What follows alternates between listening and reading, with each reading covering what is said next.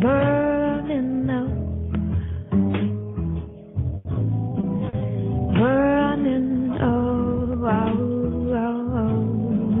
quiet fire.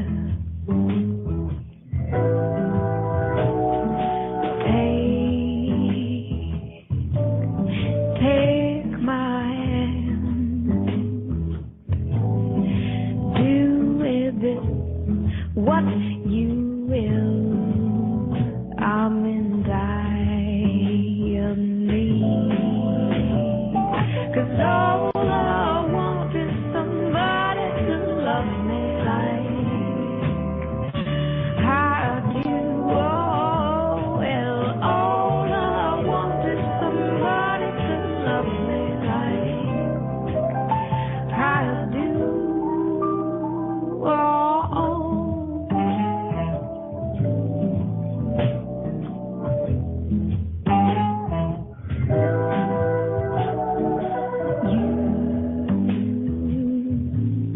Walk away, nothing left to say but bye,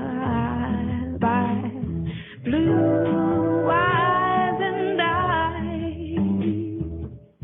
Well, you know that I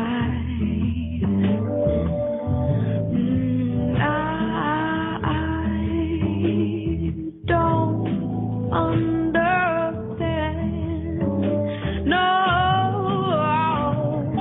'cause all I want is somebody to love me like I do. Oh, well, all I want is somebody to love me like I do. Well, you can call me half a crazy, call me certifiably numb. All the love. What do you get for letting me win so easily? Put up your dukes, baby. What are you made of? This isn't dry. No, this isn't dry.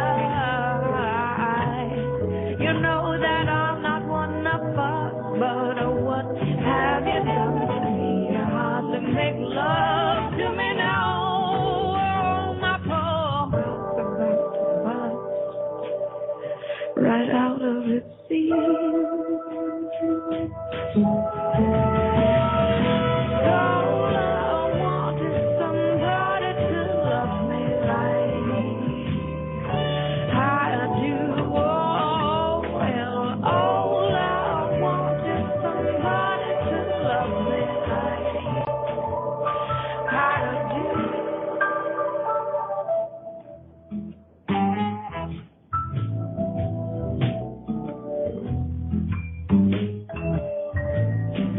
Burning up, quiet fire.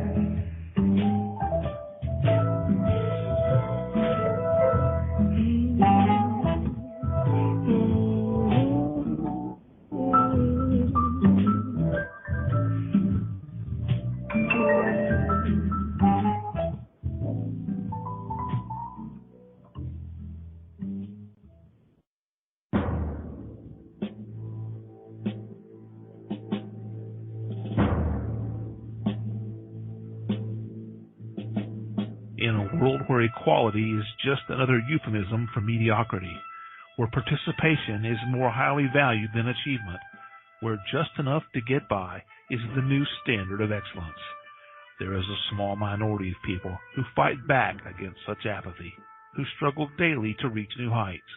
These brave few are the hope for the future, the bright shining light for the next generation. They are the ones who will lead us to the places we have never dreamed of, to the undiscovered country, to reach goals only if you can even begin to imagine. Unfortunately, none of those people could be here tonight. Kick back and relax. Prepare yourself for several hours of fun.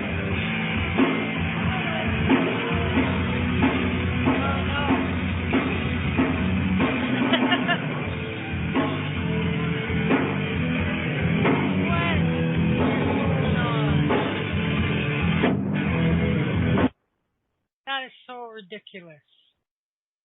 Okay. Fun, fabulous, whatever, fantastic, blah, blah. It's just an alliteration for radio, blah, blah, blah, blah, blah. And here, we'll finish it. Friendship, fascinating conversation, and fabulous music. All those F's, that's an alliteration and kind of a radio trick. Speaking of radio, you're listening to the most popular radio station in the history of broadcast radio, at least among stations that originate from Chris's living room. It's Curious Times. Your host is Curious Listener. Here she is, Chris. Hey everybody, welcome to Curious Times. It's Saturday night. September 24th, Leah Dawn was supposed to be here and couldn't make it, so she arranged to have Kelly. And, yeah, Canada, that's come, we got Canada! It was looking pretty nasty when the Russians scored the first seconds of the second period. And it's like, duh! And, then bang, bang, bang. That went okay. I do not know what that interruption was all about. All I did was try to open my home page on Facebook and then double check birthdays, and I don't know how come music started playing. It sounds like that music that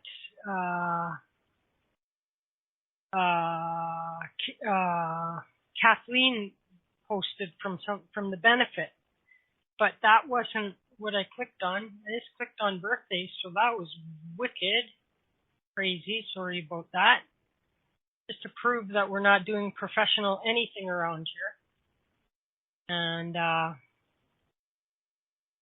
making soup with carrots. I've been eating pretty much nothing but mashed potatoes and mashed carrots, and drinking green smoothies and eating soft fruit like watermelon. So anyway, and I wasn't really, trying to bring up the tooth, but anyway, here we are, and that's very cool that you listen to the archives. I'm glad somebody does. Thank you for that. And Kelly, if that's you on the cell phone right there, can you just push 1 really quick just so I do know that that's you? Yeah, perfect. Very good. Okay, so Canada won. Go now to the finals, a best of three. We don't know who will play though just yet. It'll either be Europe or Sweden. It'll be the best of three, and so that's good. Blue Jays won today. That's good. Yesterday also kicked the crap out of New York Yankees. Yesterday 9-0 or something like that, and won late in the game today. Keeping their wild card hopes alive. And it's sure not like last year. It was like, oh, go Jays for the whole thing, World Series. But they didn't get that done either. Anyhow. Okay, so that's all our sports. Weather. Oh, 3 balls up. That's pretty good. 3 balls up. Yesterday, you might recall, it was 4 balls up. So 3 balls up. No furnace still, no furnace, you know what I mean? So that means it's a teeny weeny bit warmer than it was this time yesterday. And it could be that I had the oven on too, though. Anyway, okay. Kelly's here. So getting to you guys for a mediumship reading, okay? And we can get Kelly some more work. And I do want to mention, and I was saving this kind of all this time because for Leah to be on tonight, however, she was unable to. And I just want to again talk about this. They were having a Mystic Benefit fair. It was going to be 2 days in September, but that got canceled because they didn't have enough support. And 9-year-old grandson of Janie Manasco's is, battling leukemia. And they're trying to do everything they can, the family, to take care of him. And of course, expenses are an issue. So the folks at the Kera Center were going to do a 2-day, now it's being expanded to a 3-day event where they have an online classroom setting similar to IntuiTalks. So in other words, you log in online, there's 4 different rooms, so it would be like having a choice of 4 different shows or chat rooms or whatever. And they're running all day long in all 4 groups. Some they'll be teaching some workshops and things like that. There will also be healing and meditations, tarot, oracle, tarot card readings. They'll be talking about EFT, tapping, hypnosis, manifestation, psychic development workshops, pendulums, empowerment sessions, and a whole bunch of other stuff. But what this is that it's like readings also available to the people that show up. For $25, you can attend all day long, all 3 days in any and all 4 rooms. It's like, for $25, and all of the money minus whatever PayPal takes, is going to the, to the family to help them take care of the young lad who has the leukemia. And so, for $25, you know what I mean, you guys? It's pretty fair deal. Here's the link. And, if anyone can afford it, and even if you can't go or whatever, it's $25. But, you could get readings all, and not the least of which is to sit in and a couple of workshops and all that kind of stuff too. So there you go. Feel free to share that around. It is an excellent deal, and it is, of course, a great cause too. So feel free to share it around also. If everybody shares that around, then that helps to get spread out to everybody. Can someone ask Mary Margaret in the chat room if she needs me to pull her in on Skype? Because she's been having sound troubles lately, and so if I just can't type right now. So please try to drum up some support for this. It's going to be held on October 7th, 8th, and 9th, and that is Friday night, Saturday, Sunday, and I believe that for sure on the Saturday and Sunday, the rooms are going to be open. I see a Skype message probably from Mary Margaret. The rooms I think are going to be open from like noon till 8 or kind of thing. So something like that. So like plenty of opportunity for you to get in on that. Okay. Okay. I will get you there. Okay. And here we go. So now, all of that said, I'm just going to go and bring on, I got to get Kelly to get me a bio or something. So I do more than just say, here's Kelly.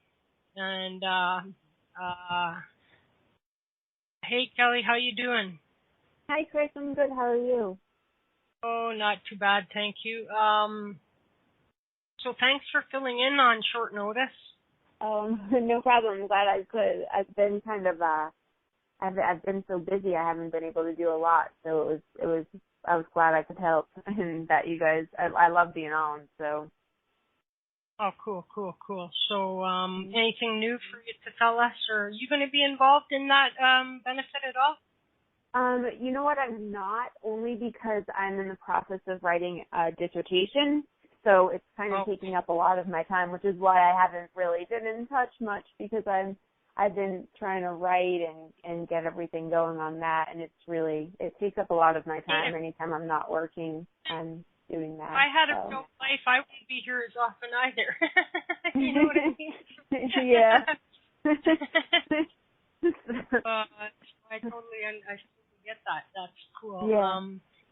So, what do you want to yak about, or you have any earth-shattering announcements? You want to tell everybody a little bit about yourself, since I think we have some new people listening, and so tell people a little bit about yourself, how you got into all this and that kind of thing. Sure. So, I kind of I don't really know actually how it ended up happening. I suppose when I was little, I always kind of knew stuff that other people didn't know, and I didn't realize it. I just kind of knew stuff. And then I remember the moment when someone, said something to me about it, actually like pointed it out. And I was probably about 20 or so, and my friend had been dating this guy, and then they had broken it off, and then he called her and said, I'm dating a lawyer, and she's telling me the story, and I just said, oh, no, he's not dating a lawyer. And she said, how do you know this? And I said, what? And she said, how do you know this stuff? Like, you do this all the time. Like, you'll just say, like, information, and there's no way for you to know it, but then it turns out to be right. Like, how do you do that? Like, what are you talking about? And I was just like, I had never realized that I did that, and then in looking back, I realized that I had. So, I kind of just didn't really do much with it for a while. And I remember going to a Halloween party one year, and the woman who was having the party had hired somebody to read people's cards throughout the party. So people kept going in and out. And I went in there, and she looked at me, and she said, oh, no. She said, you know stuff. And I just was like, kind of taken aback. And I said, what? And she said, you know stuff and you don't tell people. You know stuff about people before you just know stuff and you don't say anything about it. And I said, aren't you supposed to be, like, aren't you, like, reading me or something? And she goes, no. She goes, you know stuff. Why don't you say it? And I was just kind of, like, not really into it, And so then she said, she threw out a name. And she said, and at this point I was getting kind of frustrated, and so she threw out a name, and it was like, I don't know, like Travis or some random name. She goes, what do you think of that? What do you think when you hear that name? And I said, I think he's a jerk. And she kind of froze up. And I said, I think he's a jerk. I think he works too much, and I think you hate that he works too much, and I think he knows you hate that he works too much, but he does it anyway, and he's a jerk. And I was so frustrated, and she paused, and it was just like silent, and she said, we're getting divorced, and that's exactly the reason why we're getting divorced. And she handed me her card and said, when you decide to do something with this, give me a call. And then I walked out. And I never called her. No. And no. then, I mean, it becomes a thing of somebody just wants to, like, test you all the time, and it's annoying, and it's like it's a sideshow or a little circus trick or something like that. Yeah, like I didn't understand it. I thought she was crazy, So I was like, I just whatever. So, and then a few years passed, and my dad became ill about, it was probably about, my goodness, 4.5 years ago or so. And I had a couple things happen with people that had been ill. So, like, I kind of, like, I had known that they were sick before they were sick, if that makes sense, before they knew that they were sick, before they knew anything was wrong. And so when my dad, he was sitting around a table, and, I said to him, I had gone over and I saw them, and he looked different to me. But no one else seemed to say anything. And then I went over about 5 days later, and we were in the middle of dinner, and I finally just said, you need to go to the doctors. You need to go to the doctors, like, not next month, not next week. You need to go tomorrow. Like, this is what needs to happen. And it was very, it was almost like a volcano coming up in me. Like, I just needed him to know he had to go to the doctors, and that I wasn't messing around. And so he, how typical people get defensive, like, oh, are you saying I look awful? And I'm just like, something's wrong, you need to go. And I don't know what it is, but something's wrong. So then he went to the doctors, and they said he had anemia, and my sister called me and said, oh, good, good job. And I said, what does that mean? And she said, oh, they'll just give him medicine. He'll be fine. And I said, that's not what's wrong. And she said, what? I said, whatever is wrong is going to, you know, end up taking his life. And that's not it. So she said, oh, you know, whatever. And then he ended up in the hospital like 2 days later for something else. And that's when they found out that they found the first sign of cancer for him. So and that went from there. So my dad ended up passing about a year later from cancer. And I knew before anything, then it was like almost like I had a piece about it. You know what I mean? Like it was like the whole time I knew before anybody knew. And at that point, I think I had a reading by Aaliyah at some point not long after my dad passed, and Aaliyah Dawn became a real like mentor to me, and I ended up taking her mediumship class this past, I don't know when it was a few months ago, like January maybe, February, March, something, and that was, and now I'm here. So. You know, it's not uncommon for people to pursue it a little bit more so after there's been a death or there's been some life-altering change in their life. And so that part is not surprising.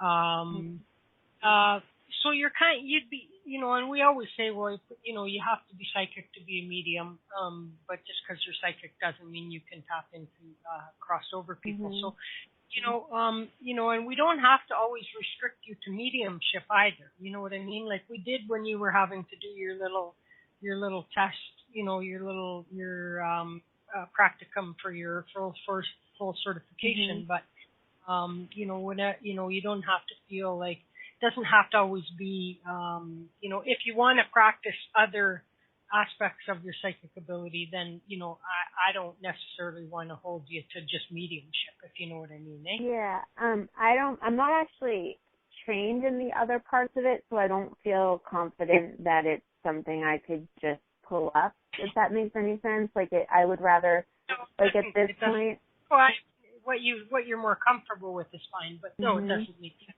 Sometimes through the mediumship, I do get, like, psychic information, but it's, like, I feel like it's from the person. I think you were psychic psychic first. You were psychic all mm-hmm. along, and the training mm-hmm. helped you tap into communicate across over people. Chris, but you'll get a kick out of this though, because all the time from the time I told my dad that he was ill, that he had to go to the doctors, to the time that he got his official diagnosis, and we started to kind of go through that process. So I would say it was about a 4-month period.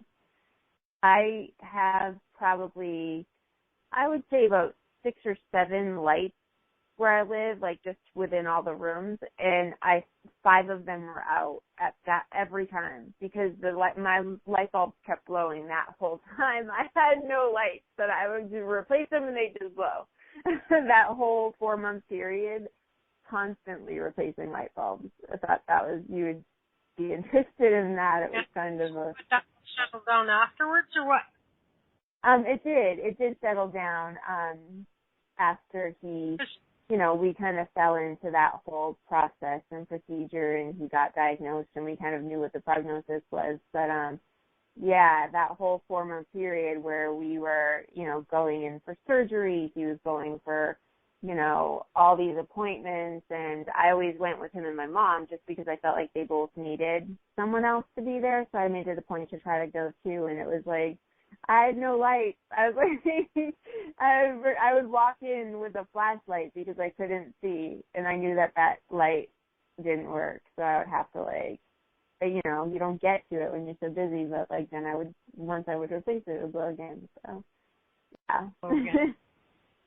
Yeah. I would like to see, you know, sure, energy can cause that, but if after a while I check my electricity too, you know, you don't want to die in a house fire because you were. Yeah, no, it's fine. It settled down after he went through, you know, once we got on a stable place. But yeah, for those 4 months, it was pretty crazy, and it wasn't just here; it was other places too. So I remember driving down the road, and we had a really, really early appointment, and we had to leave at like 5 in the morning. It was still dark out, and I drove by a farmhouse that had 3 lights outside, and as I drove by, the middle one would go out, and then the street light would go out, and it wasn't just here, so I felt like it was a little bit more going on than just, Well, Alicia happens to be here in the chat room, and I posted that I'm not in the mood to go looking and hunting down the links today, but I had posted a couple of videos. Maybe they're easy to find on my Facebook. I don't know, though. But anyhow, she actually took her cell phone video thingy, smartphone video thingy, out with her, and it's only giving me my own videos. But anyhow, so she would walk down this street, and there would be a light that would turn off as she approached it and then turn on when she came back the other way. And so it would either turn on or off. And like in this video, like other cars are passing by and things like, so like it's not that it's a motion detector one, you know what I'm saying? It's a big street light, you know? And so, I mean, I hear a lot of people tell me, oh, I blow lights out or I make this happen, and you never ever see any evidence of it. So you just gotta like take them at their word. But Alicia like actually video, and it's pretty cool. I actually can't wear watches either. And this happened I was probably about 24, 25, and my cousin had sent me a watch from California, which is where they live, and it came here. It was on California time, so it's 3 hours behind. So she had sent that to me and to one of my friends as well, and we both kept it on California time, thinking it's so funny, you know, like, oh, it's like 3 hours different. And after 2 weeks, my battery just died, and so I was like, oh, that's kind of crappy, you know. I'll just replace the battery. So I replaced it, and 2 weeks later, the battery died again. And so I was like, well, that's kind of weird. Maybe I got like a bad battery. So I replaced it again, and then 2 weeks later, it stopped working. And so I had two other watches at the time, and I replaced both of those twice, and the batteries both died in both of those from different stores, too. It wasn't just one store. So I finally said something to one of my friends, and she said, well, maybe you're electric. And I said, what are you talking about? And she goes, no, it's a real thing that there's electric people that their energy drains watch batteries. So I looked it up, and then I told my mother. My mother had gone on, I think she went on a trip or something, or I'd gone to her house, and it was like, you know, it was like she was out, and then she walked in. I said, did you know, like, I can't wear watches? And she goes, oh, me neither. I drained the battery in like a week and a half. And I had no idea. Like, my whole life, I had no idea that she did that too. And my grandmother as well, I guess she could only wear watches for like 3 days and it would be gone. So that's kind of a weird thing. That, you know, it'd be interesting to test, you know, because if it's you know what I mean, then you gotta try practicing controlling that, you know. Especially so my cell phone. The battery drains like crazy on my cell phone when it's near me.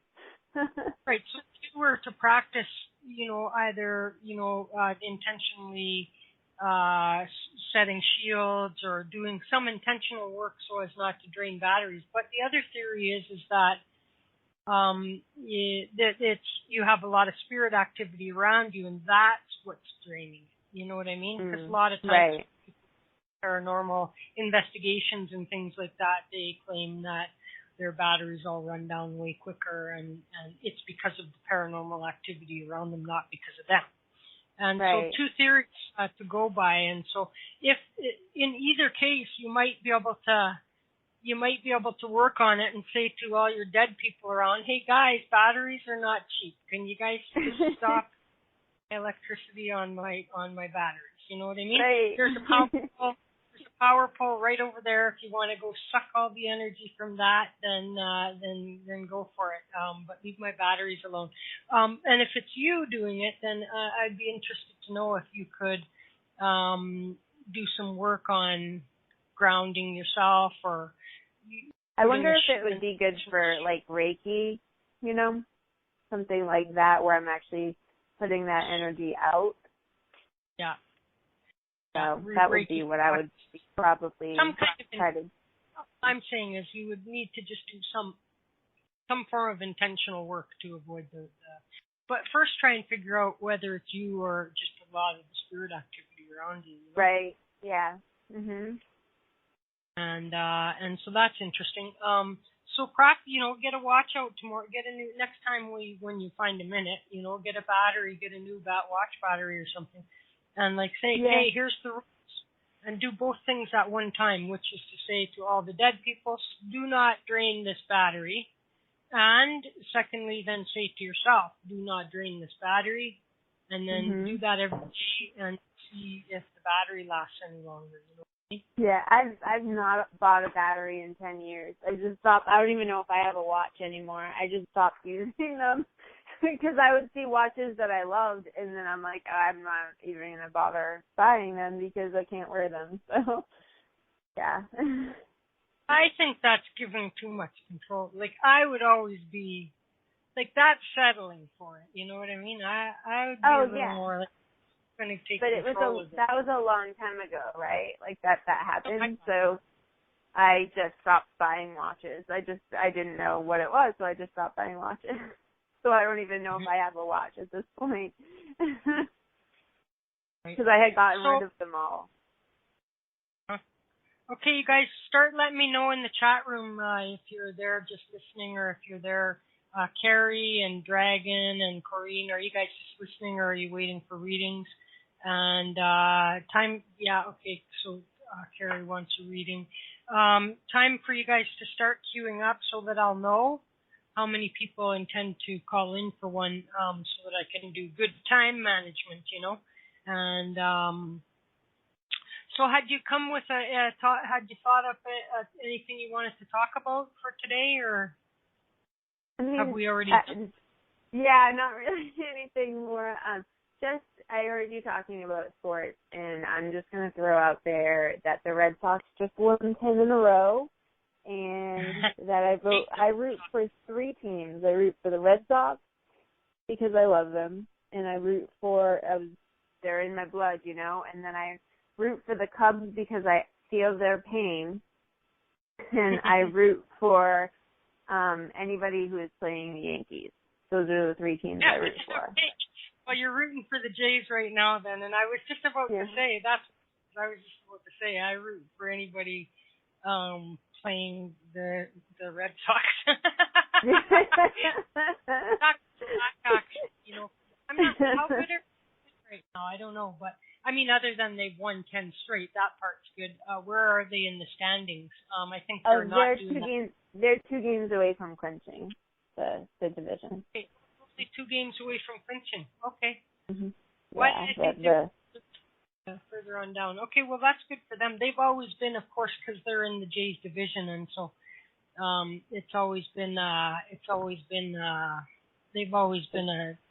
thorn in the side. You know what I mean? Yeah. So nothing personal, but anybody playing them who could. I hope they start a losing streak beyond all losing streaks. I don't think so. I think that David Ortiz is going to go out on top this year, and I think that it's going to end up being a Cubs Red Sox World Series, and I will be excited with either one that wins. Well, we'll have to record that Cubs and Red Sox, and we'll have to Cubs see. Red Sox. That would be a really amazing World Series, wouldn't it? The whole country would be watching. It'd be an amazing World Series with the Blue Jays and the Cubs, maybe. I don't know. Red Sox are there. The Blue Jays can't be, and so I know. I know. But I was raised on the Red Sox. My grandfather was a fan of them his whole life, and he was born in 1917. So he was born. They won in 1918. And my whole life, I mean, he wrote everything down. He was a baseball person, so he kept his own stats, and then he would buy the baseball encyclopedia and compare his stats with those. He was such a crazy baseball fan, And he went to Cooperstown and found an error. What's that? He was disappointed. He was disappointed most of his life then. Most of his life, and when they finally won, so the year before I was watching the game with him, and the Yankees got a walk-off home run, and there were no words. We just shut it off, and we went our separate ways, and everybody went home or went to bed.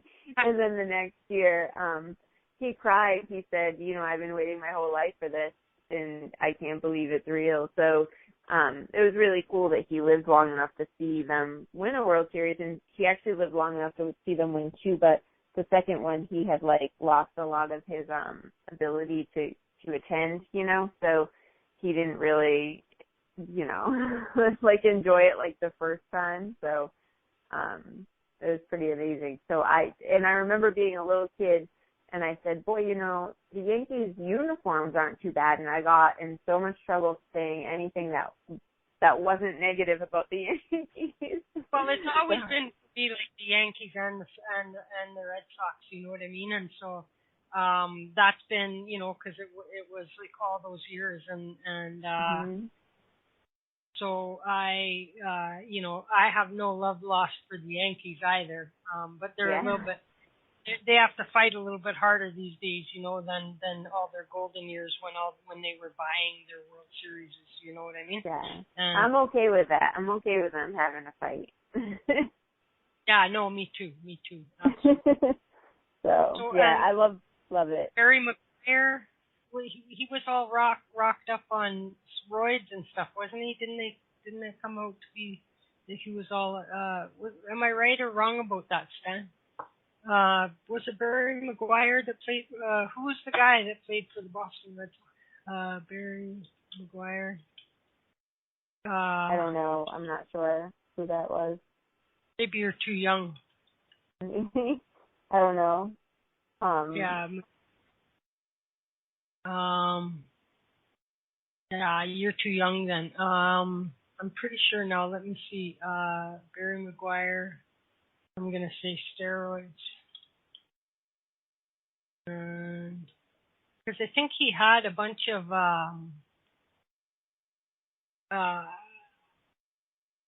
he had a bunch of records and stuff like that, So that's Mark McGuire. I'm sure it's Barry Mark McGuire. He wasn't on the Red Sox, but there was Barry Bonds. Yeah, no, but trust me when I say Barry McGuire. Yeah. Oh, Cardinals. My bad. Cardinals. Same color uniform. Same color, red, white. Yeah. My nephew is a Cardinals fan, so yeah. It's just cool. Mhm. Okay. Anyway, so I'm gonna toss a song on, and then we'll see who we got in queue. Corrine, are you just listening? And Dragon, are you just listening? Stan, what are you doing? Okay, Diane is calling for a reading. I can see Diane. And let me know, you guys. Waiting for a reading. Okay, Stan. And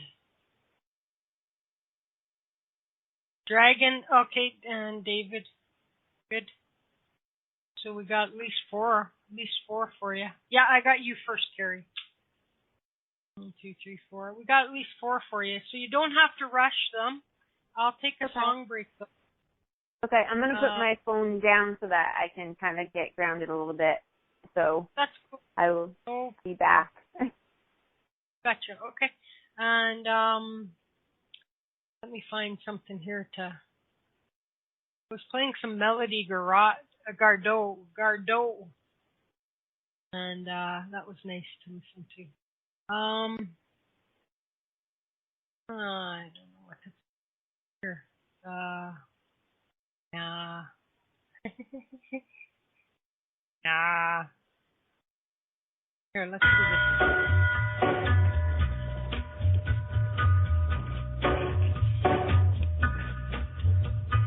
Take a little walk to the edge of town and go across the track where the viaduct looms like a bird of doom as it shifts and cracks, where secrets lie in the fortifies and the humming wires. Yeah, man, you know you're never coming back. Past the square, past the bridge, past the mills, past the stacks. On a gathering storm comes a tall, handsome man in a dusty black coat with a red right hand.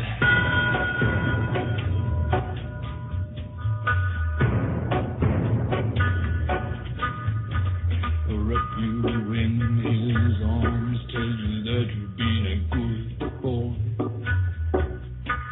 He'll rekindle all the dreams that took you a lifetime to destroy. He'll reach deep into the hole, heal your shrinking soul, but there won't be a single thing that you can do. He's a god, he's a man, he's a ghost, he's a guru.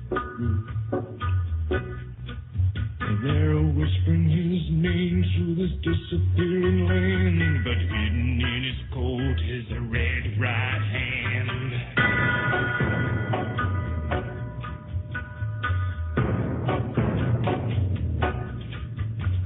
You don't know money, get you some. You don't have no car, get you one. You don't have no self-respect, you feel like an insect. Well, don't you worry, buddy, 'cause here he comes through the ghettos and the barrio and the barry and the slum. His shadow is cast wherever he stands. Stacks of green paper in his red right hand.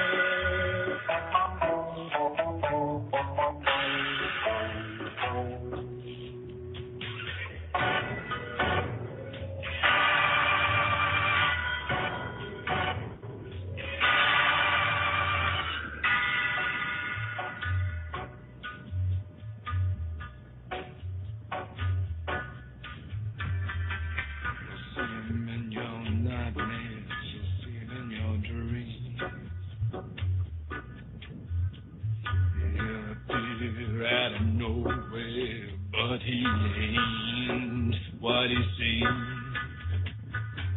You'll see him in your head on the TV screen. Hey, buddy, I'm warning you to turn it on. He's a ghost, he's a god, he's a man, he's a guru. You're one microscopic cog in his catastrophic plan, designed and directed by his red right hand.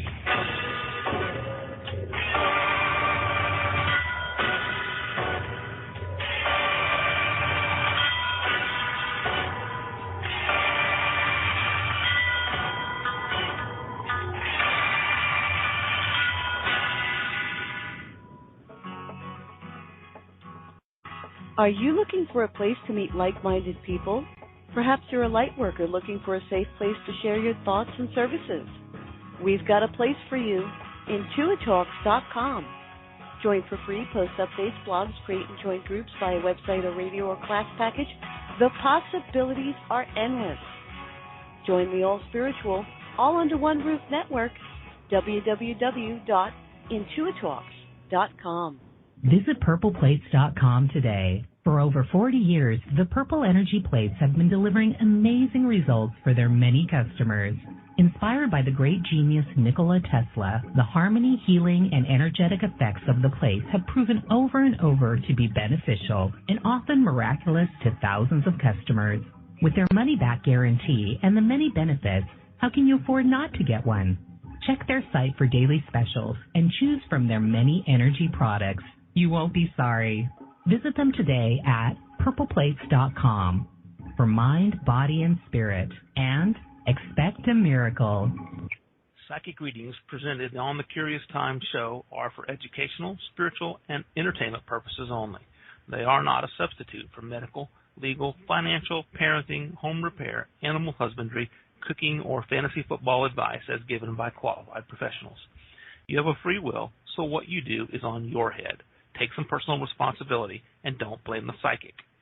Psychic predictions of future events are subject to your own free will and actions, as well as the actions of every living creature in the universe, and thus are not 100% guaranteed to occur as predicted. If you want something written in stone, go find the original 10 Commandments. Comments and opinions by callers and guests, as well as the ridiculous comments coming out of the chat room, are solely the responsibility of the one making the comment, and do not necessarily represent those of the host of this show or any sane, rational being. By appearing on this show, you acknowledge that it is being recorded, and you might end up on promos for the show, especially if your comment is insightful or humorous. Failure of your comment to appear in a show promo does not necessarily reflect a lack of insightfulness or humor. Don't be so sensitive. A bird in the hand is worth 2.6 in the bush, adjusted for inflation and Canadian exchange rates. This show is copyrighted, all rights reserved, etc., etc., blah, blah, blah. So there. All right, we're back. Welcome back. Quick shout out. Hello, Alicia. Nice to see you here. Amy's here, but not listening. Beth is here. Diane. Maybe Amy doesn't want to drink alone or something. I always used to say, I'd go to shows or something and people would be like, I love coming to this show because blah, blah, blah. And I love coming here because I go, I come here because they told me I shouldn't drink alone. And so anyway, Beth, hi Beth, how are you? Diane, Carrie over there in South Africa, happy spring to you. And Kelly, of course, is our guest. Stan the Man, De Castro. Deb is here, who will be my guest tomorrow doing psychic readings at Curious Times. And Diane Brighton, Dragon David, Jasmine. Mary Margaret is riding shotgun on my Skype call, I think. Are you there, Mary Margaret? Just unmute, probably. She's probably running, scrambling. Okay, she's there. Scrambling. Scrambling. There you go. And Shannon is here. Hi, Shannon. And Sherry, Supernatural Radio, Corrine, and Sandy, Wildflower Wind. So let's go get Kelly. Let me find Kelly. Cell phone. Hello, Kelly. Hi. All right. Did you fall asleep or did you get enough grounding done? I think I got grounding. Excellent. Okay. Well, you ready to take a call then? Do you want to just tell people how you work? Yes.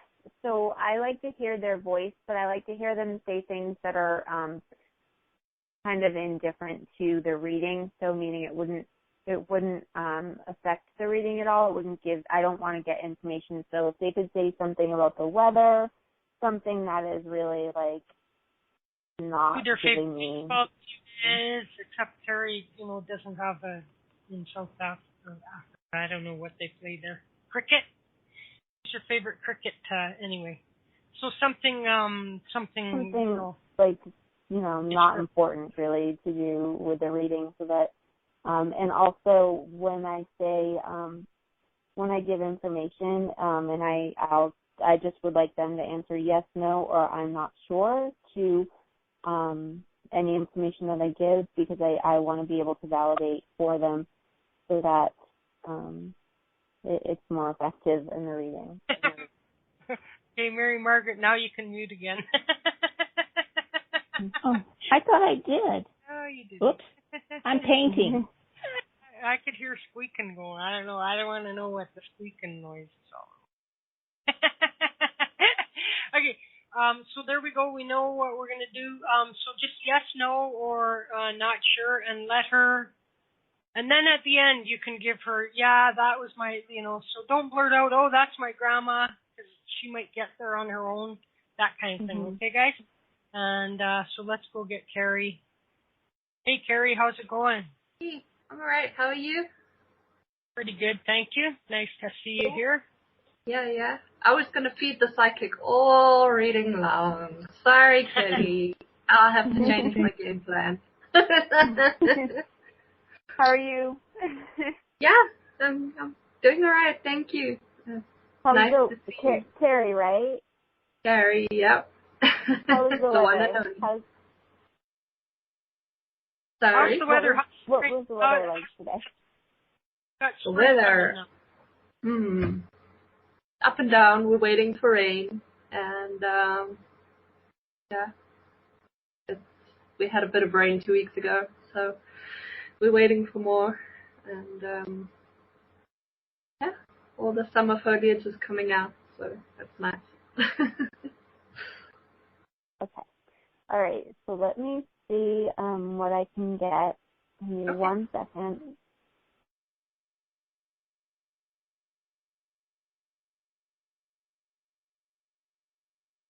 Okay. So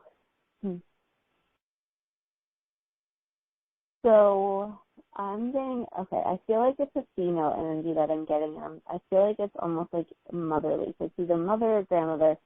It's really far away right now. I just want to say, it's been a while since I've read just because I've been so busy writing. So please bear with me on this because I'm working on it.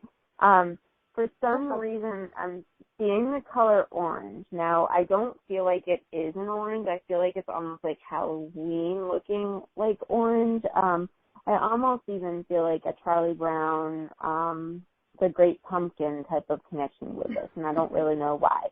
So let me just see if I can get the energy closer.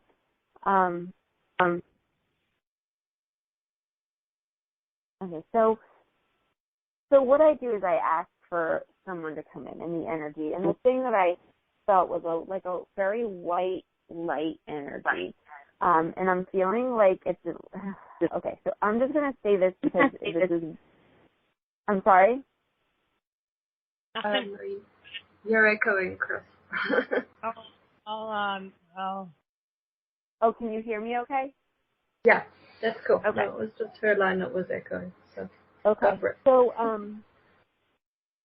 so the energy that I feel is a very almost like I almost saw like a shooting white light, like a ball, like not a ball of light, but almost like a teardrop shaped shot of light come forward. Now this I feel is a little older lady. This is what I'm feeling, and now I don't see this woman. This is just what I'm feeling, and I don't know why I'm feeling that way. And I feel like this woman is almost like shorter. I want to say, my goodness. Okay, so I was going to say 5 feet or below, but she's going 5'1", honey, 5'1". So that's what I'm feeling. Is I'm feeling 5 feet and below, but she's telling me 5'1", honey. So, like, don't, like that sort of thing. So, this woman is little, and she's little in stature, but not, she's not tiny. Like, she doesn't look like a child build. She almost looks like she may have an extra 5 to 10 pounds on her. So she's not like the type of woman that is frail in that sense where I see her now. This is going to sound weird, but I feel like, and she, like, almost like she, so I'm hearing the word bosom. So, like, she always had, like, a bosom. Like, it wasn't like she was, like, so small and couldn't, like wasn't curvy. Does that make sense? Like, she always kind of had that extra padding when you were, like, maybe a little kid and would, like, put your head on her. It was never, like, you got her bone in your, in your eyeball or anything. Is this making sense to you so far? Yeah, most of it. Okay. I'm trying to place orange, so yeah. So that's okay. That's just something that popped in. Sometimes I'll get flashes of things and I don't know why. So it's just so all right. She's showing me pie, so I almost feel like she made like apple pie or some sort of pie. Rhubarb maybe pie all the time. So she's showing me like she baked pies. I need to see. I'm going to see if she'll tell me how she passed so I can kind of get more information on her. Okay, so she's kind of wagging a finger at me like, no, dear, no. Like, that's not what she wants to talk about right now. So,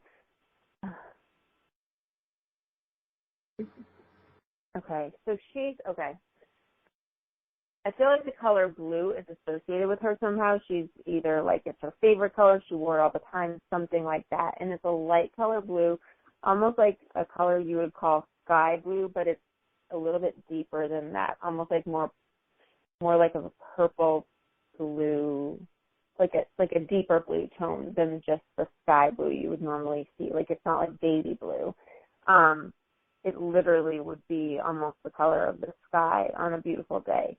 And I feel like she almost wore that, but I'm also seeing white on top of that. So I'm not quite sure if it's like she wore an apron or something over the color blue a lot, but that's what I'm seeing. I feel like she had like, so I'm seeing her two different ways. The first way I'm seeing her is like with her hair in a bun, but I'm also then seeing her with like shorter hair and her hair is wavy. So she's showing me two different ways, and that doesn't usually happen. I'm not quite sure why she's doing that.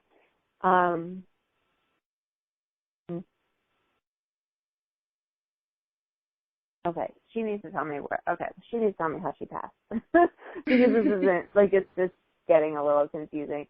So, because I might be getting two different, like, I'm not sure, because the hair thing doesn't usually happen to me. So that's why I'm a little confused by it. So let me just see. Just go. Let me see what I can get from her. Because she's showing me her in a kitchen, and the kitchen looks really like an old-fashioned kitchen that I would see here would be old-fashioned. Almost like she had one of those tables that has like, you know, the tables that are like almost white, or they're like a lighter color in the middle, and then the corners of them have like a metal color on it where it connects to the leg. That's what I'm actually seeing as a table, but that could just be giving me a time frame on it. I'm not quite sure, but that's what I'm seeing, like the pies on that table. Okay, I'm going to try to get her to tell me how she passed. Okay,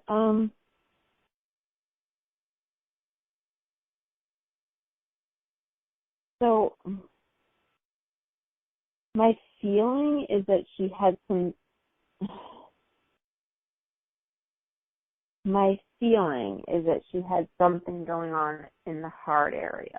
Like it was she was struggling with that aspect of it. Like she had heart problems, if that makes any sense. I'm not sure that that's how she passed, though. I feel like that's something that maybe she was in the hospital for at some point.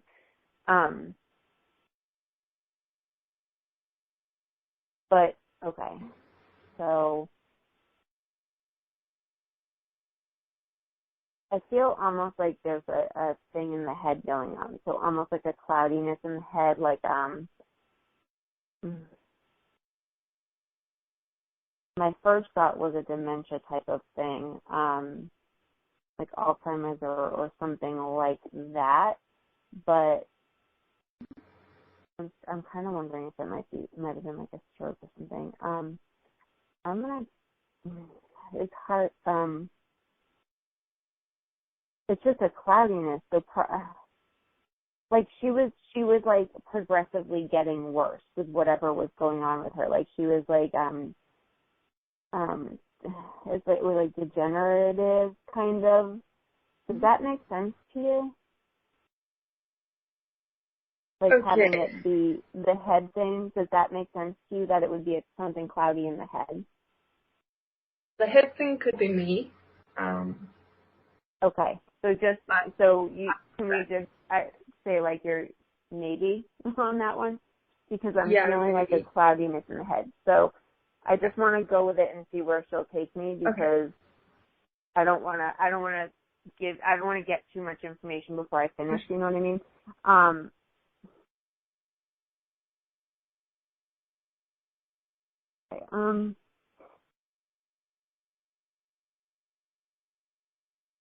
Any more? She's showing me like bits and pieces of things. So one of the things she showed me was like Reese's Pieces, like the candy Reese's Pieces. She also showed me cupcakes. So I feel like she was like, would give you sweets or something, like, I don't know if that was like she needs to give me more, like, that she needs to give me more, because I'm not being very clear on it. So, all right, let me ask her for more. Hold on one second.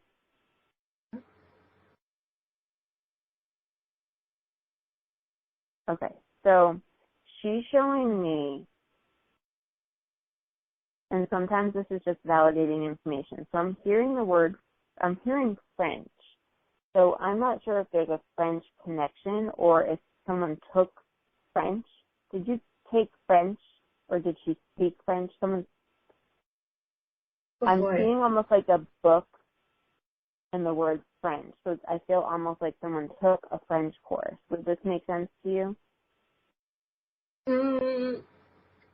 Maybe. Okay. Do it your way. So, maybe. Yeah, and I'm feeling almost like it was like in college or something like that, because I feel like it's like I'm seeing French. I'm seeing a book in French.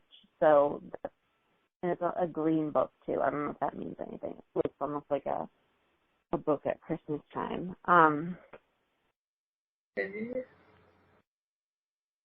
Not sure about that. I'm also seeing land by the ocean, and this ocean is like this stunning blue ocean, and the land almost looks like I'm going to use the word cove, but it's pretty big to be a cove, I suppose. But it's like very green. There are a lot of trees, and I'm not like really seeing. I don't really see palm trees where I'm looking at right now, but I'm seeing like it's almost like the ocean goes in, and there's a beach there, but there are like trees, and it's almost built up too, so you can see like, I don't know if it's like hills or rocks or something, like maybe mountains, I'm not quite sure, but like it's built up so that you can see green, like higher up too. And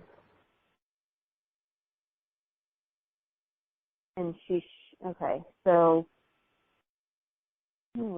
okay,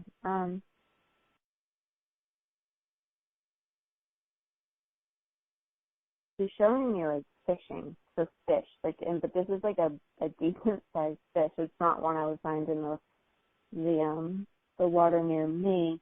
It's like I would say that this fish is like almost like close to 2.5 feet tall, like length, long, or it's like bigger than what it was like a big fish. And it's like someone's holding the fish, so it's like someone caught the fish, you know?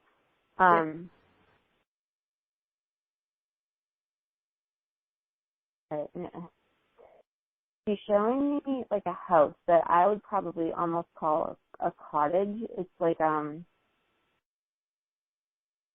small and it's light colored.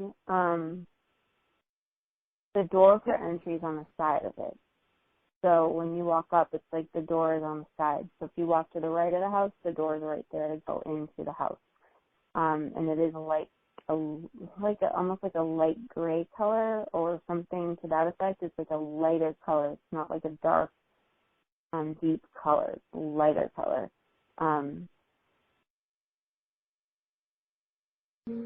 I feel like it's only one level. Like it looks almost like a little cottage to me. But I feel like for a cottage, it has kind of like decent sized windows. Like it's not a cottage where you're in it and you feel like, oh, I can't wait to get out of it. It's a cottage where you're in it and you're cozy and comfortable.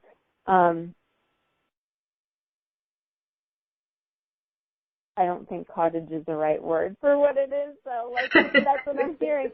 Like I would look at it and be like, oh, look at that cute little cottage, but they're like that's not the word. Like that's not what you would call it. It's not. Not at all. But that's what it looks like to me. Okay. So, but it's a house, but it's like a little house. And I'm also seeing a giraffe, and I don't know why I'm seeing a giraffe, but they're showing me a giraffe. So, and this cottage is like really green grass around it, and I almost feel like the giraffe is in the backyard, but I don't think it is. But it's like it's there, like you know what I mean? Like it's there's just this long giraffe neck like over the back of the house that I can see. Which is probably not to scale, just saying, because I don't know how big giraffes are, but I'm guessing like a cottage house even might be a little, I don't know. Pretty tall. Pretty tall. So then I'm seeing, so this is what she's showing me now, is like almost like it's not a dock, but it's almost like it looks almost like a dock, but it's like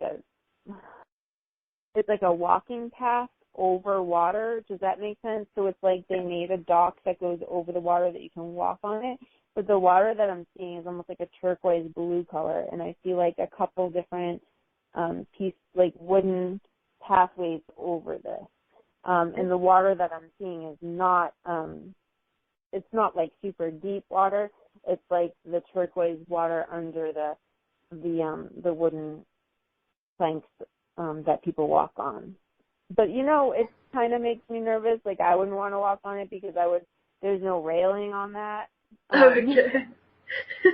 So I don't know why. Like, I wouldn't, like, yeah, I like railings. Yeah. So, all right, let me see if she has a message, okay? Sure.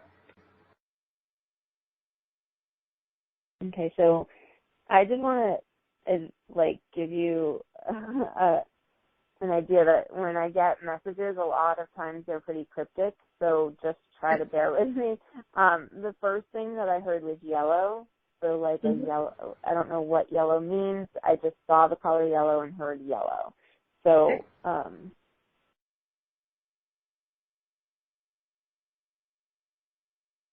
is she showing, okay. She's showing me, so I heard wings, and she's showing me, like, angel wings.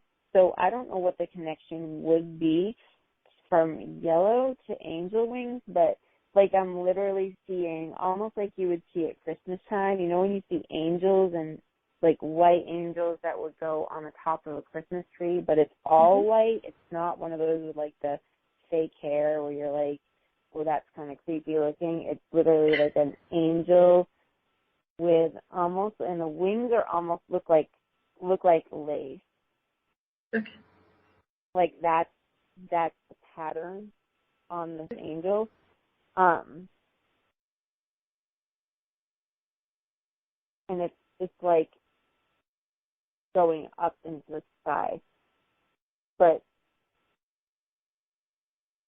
it's not moving. So it's like just showing me this angel like right at the edge, like going towards the sky. And I got like, okay, so a little, I want to say Cocker Spaniel dog. It's a little dog, and it's a light colored dog, but not white. It's almost like a light tan colored dog. Do Cocker Spaniels have floppy ears? It looks like it has like floppy ears, kind of, and it's a little tan dog, and it's not that big. Does that make sense to you? Yeah. Okay. If I'm trying to think that the tan, can take the brown, definitely. Brown. And floppy ears. Yes. Hearing the word Leroy, too, I don't know if that means anything to you. I'm going to preface that by saying that I'm really not good with names, but I heard the word Leroy, so I am going to put it out to you. Okay. And the word Belfast. So I don't really know what that means either, because I never really get that stuff. They're showing me, like, you know when you go to a, now here it would be like Godiva chocolate or something, and I feel like it's like a black background, and then there's words in brown, like it's like a chocolate brown color, and there's words written in fancy handwriting on the black, and it's written in the dark brown. And I feel like it's almost like Godiva chocolate, like, you know, when you'll see like the dark with the brown writing, and it's like that sort of pattern, you know. It's hard for me to really explain. I can see it, but I can't really like say it.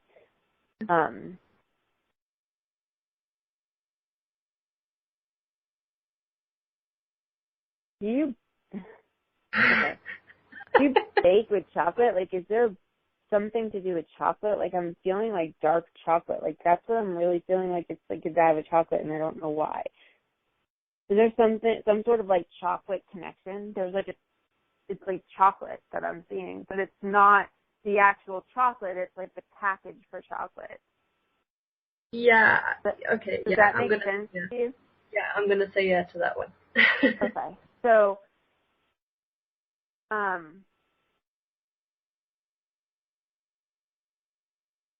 that's, I feel like all of that, like the yellow and the chocolate somehow are connected, and I don't know how.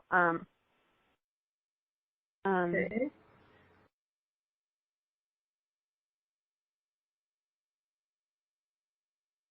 Okay, so she's, all right, let me just see if I can get one more thing from her, because I feel her kind of pulling away.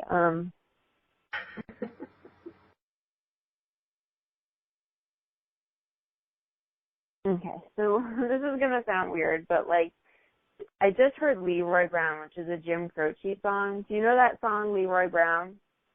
Have you ever heard that song? So it's like some like old song. Chris, you must know it, right? Leroy Brown? I don't know where Chris went. You're like, muted, Chris. You've been muted because I was echoing bad. Oh, okay. Yes, bad Leroy Brown. That song is what, like, as she's like kind of going away, she's saying Leroy Brown. So I don't know if you listened to Jim Croce. This was a song in, I don't know, maybe the 60s or something. It's before me. And I'm seeing her kind of like floating off with little pink hearts above her head. So I feel like she's sending love to you. I'm feeling a brother. Do you have a brother?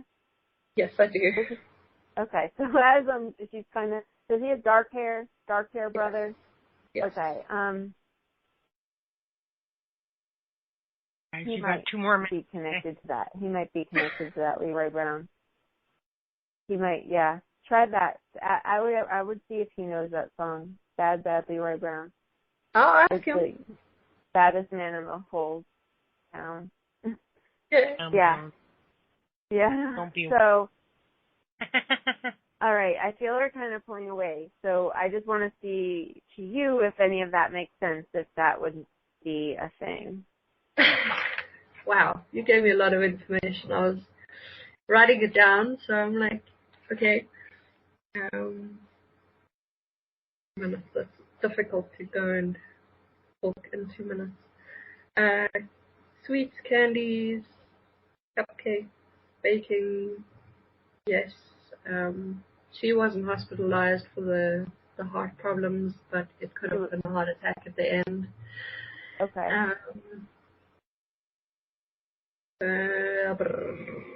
What else? Kitchen, old-fashioned, hair and bun, hair shorter and wavy. There were two times in her life where she had 2 different hairstyles.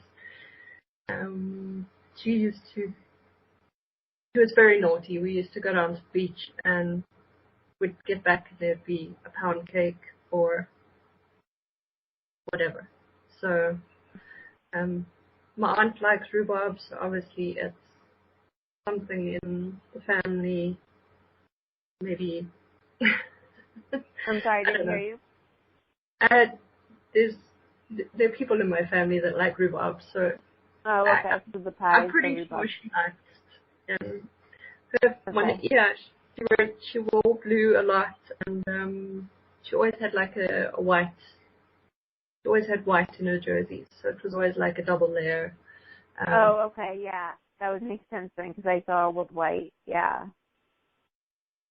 I am reading chat. Okay, I didn't say that, Stan. Alrighty. So, and the wagging her finger at you, she's saying, calm down. With the what? I didn't hear. She's saying to you, calm down, when she's wagging her finger at you. Yes. She's saying, calm down. Yeah. Mhm. The giraffe thing, I know what reference that is. I also live in Africa, so there's lots of giraffe stuff here. Turquoise blue, I can take Maldives. So they've built the pier over, which just used to be near where the boats were. So now they've moved the boats, and yeah, in that specific resort. Yellow, I drive a yellow car. Love chocolate, cocoa, anything like that. So yeah, Cocker Spaniel. My brother owns one. My mom gave a little white angel. That could possibly go over a Christmas tree, and yeah, I think she got it at Christmas time. So yeah, fishing, decent sized fish. There was always someone fishing, and my uncle did spear fishing, so he would bring in the big fish, and my cousin did fishing, so he also brought in big fish and one more actress. And the house is not a cottage, but yeah, some people could say it is. It's the only word. I was like, I don't know how to describe it, but a cottage, but it's not. But it's like she was telling me it's not a cottage. It's not a cottage. It's a house.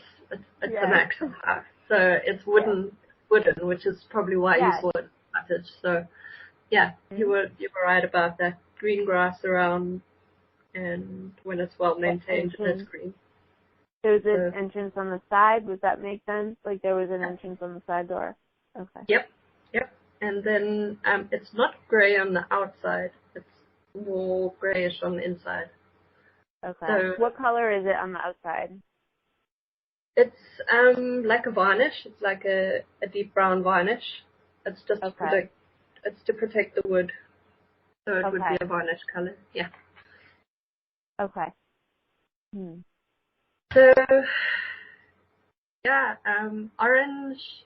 As far as my birthday goes, I get orange. It comes up with my birthday. So that's where I can place that. It is my grandmother. She is short, very short. There's a hilarious picture with her and my brother. My brother is he's 6'5", and she's 5 foot. So when he was finishing she says she's 5'1", so even though somewhere around there, yeah. Yeah. So it was a hilarious picture, and it's classic. So yeah. Awesome. And she could have taken. She could have taken French. I'm interested in French, so that I can travel to France and so I'm not lost. All right. So, all right. Awesome.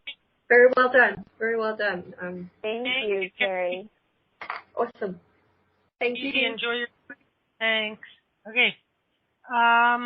So we got Diane, then Stan, then David, then Corinne. Diane, Stan, David, Corinne. That's 4 more and 40 minutes.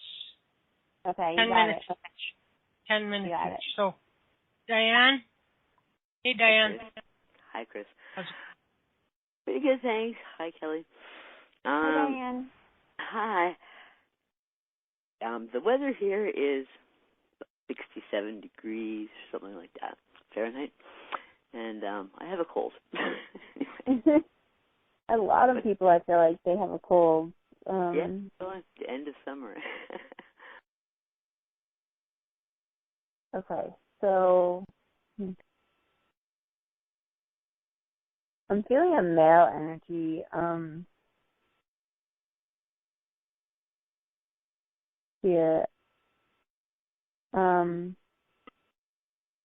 I want to say father or grandfather. Now, okay, so like I said, I haven't done this in a while, so please bear with me. I'm seeing a male that's not very tall, and I almost want to say that he has white hair around the sides of his head. And for me, he almost looks like a cartoon character, just because, like, almost like maybe the Monopoly guy or something. His head seems really round to me. And I don't mean that as an insult. I mean it as, like, a descriptive. Like, his face is not, like, narrow. I see him wearing a brown suit. And I also see him, I want to say he's holding a briefcase. Would this make sense to you? He's not that tall. Yeah.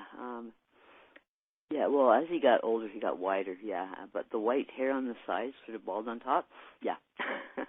Okay. So I want to say he's not that tall. I would say he's no taller.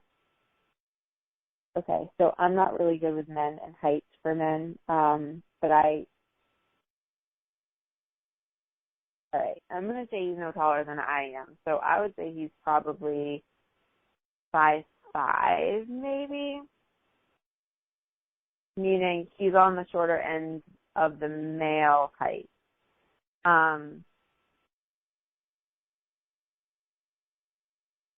I want to say he has a mustache. Would that make sense? Because I'm trying to see, he's kind of smirking at me, and I'm seeing a mustache. Although, did he have a mustache at one point? I think when he was younger, but in the end it was just that bottom hair instead, like on the chin. Okay. So, all right. He's very, he's kind of quiet, so he's kind of not really giving me a lot of information. I don't see him as heavy. He doesn't look like he's very heavy to me. He looks like he's, like, an older male. I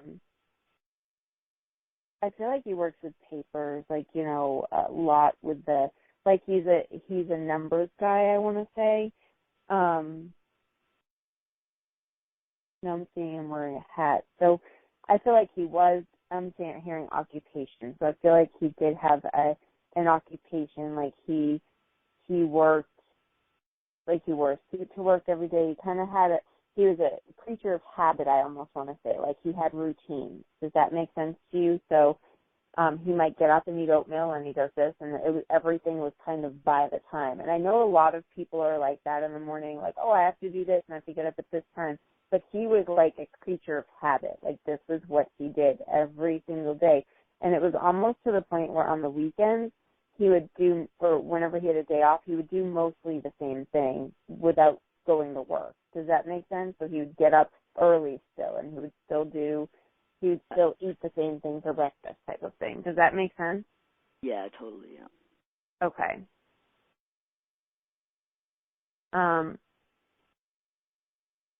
Okay, so he's like, okay. Like, he's kind of buying into this a little bit now. A little bit more than he was. I'm getting a little bit of a smirk. I want to say he had, and I'm going to use the word spectacles. I don't know why I'm using the word spectacles, but that's what I'm going to say. Glasses of some sort on his eyes, but they were like clear. They were very thin frame. I don't see him with a very heavy frame on his face. I see him driving a blue car.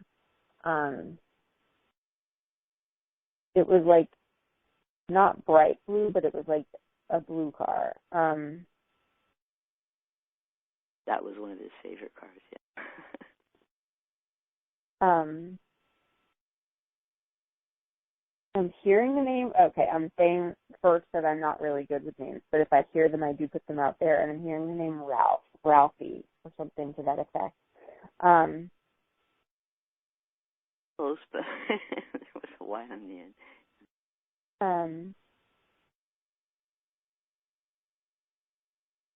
Okay, I'm going to ask him to give me how he passed, just so I can kind of have some validation.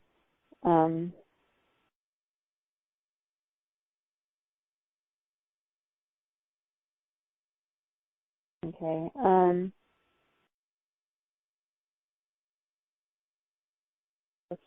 So I feel like this is almost a prolonged illness. Like I feel like it wasn't very like quick. Like he was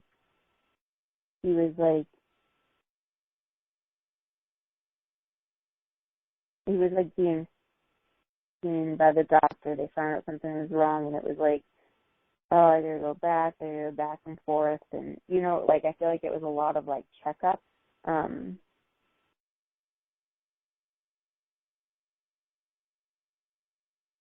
I'm hearing like how many days. So I feel almost like there was a prognosis that wasn't very good.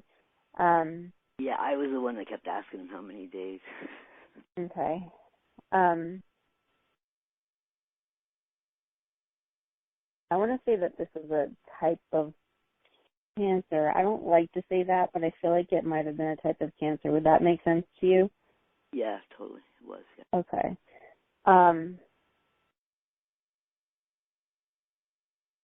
Okay. This was lung cancer? Would that make sense? It was just below. It was leukemia, but... Okay. Does he smoke cigars? I'm seeing like brown cigars. Like he smokes cigars. Would that make sense to you? Yeah, only at Christmas and holidays and stuff, but yeah. Okay.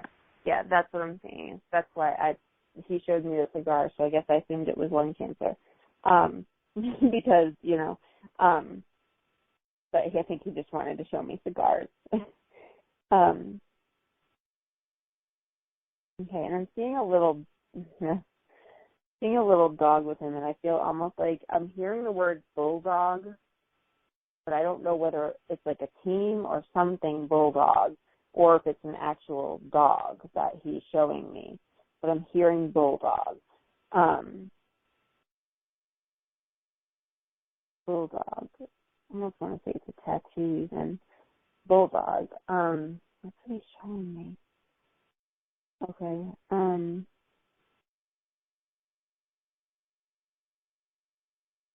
So I'm hearing the word Lulu too. Again, I'm not good with names, so I'm just putting it out there that I heard it, like Lulu, like a nickname for a little girl type of thing. It's interesting because I'm kind of seeing him in like almost like a black and white type of television show for the times when he was like younger, which I don't really know why that is. Kind of a strange thing. Except his car. I'm definitely seeing that in blue.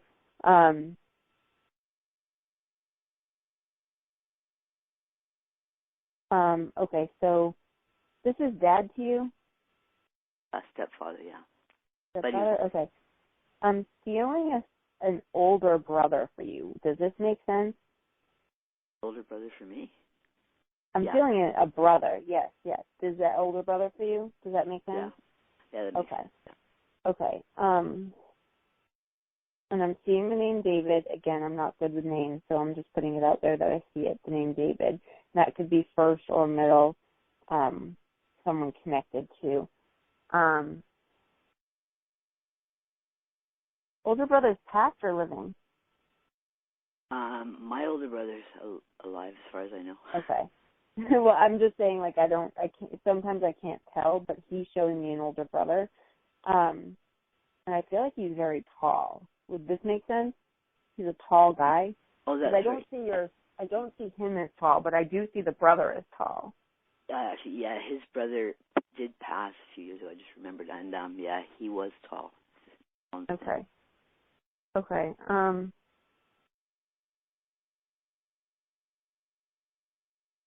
Okay, so I'm seeing airplanes. And I'm almost seeing them like airplane pajamas, like you would see on a little boy.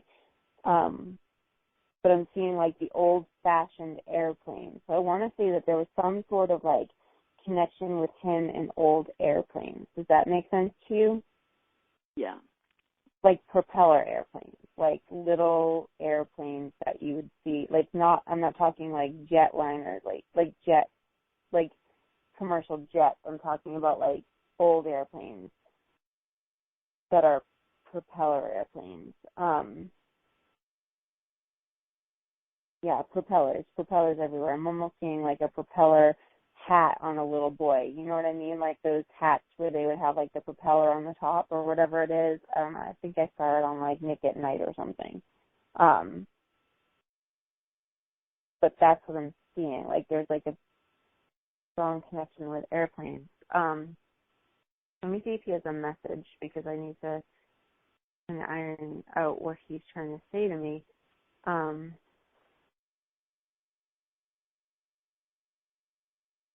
Okay, the messages are usually pretty cryptic. So,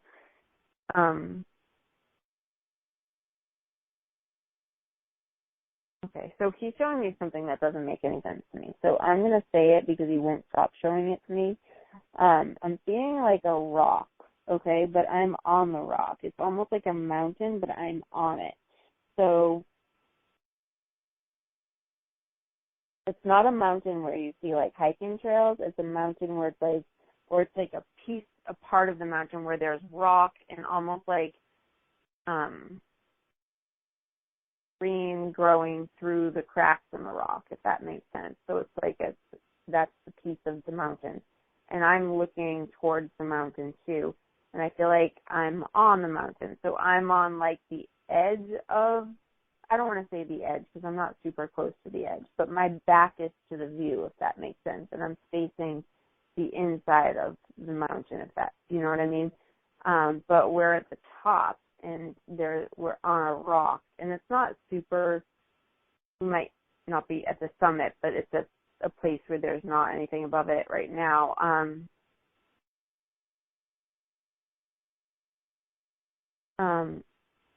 Okay. You have a trip planned somewhere? I'm feeling like there's a trip to the mountains, to this place. Like you have a trip planned. Does that make sense to you? Do you have a trip planned or I have a trip planned on a short trip up north. But like a place where there's like mountains? Are you going to a place? I'm sorry? More hills, but I know some relatives that like it's not like Mount like I don't even, not like Everest or anything. It's not above tree line. So it's like if it is a mountain, it's a shorter mountain. So it's not like you don't lose the timberline. You know, when you go on some mountains, you can lose the timberline, so there's no more trees that grow. This is like, I would say like not a huge mountain, like maybe like 3,000 feet or something like that. You know what I mean? Or 2,000 feet. It's something to that effect where it's not like this huge, giant mountain. Do you know what I mean? Yeah, I know what you mean, yeah.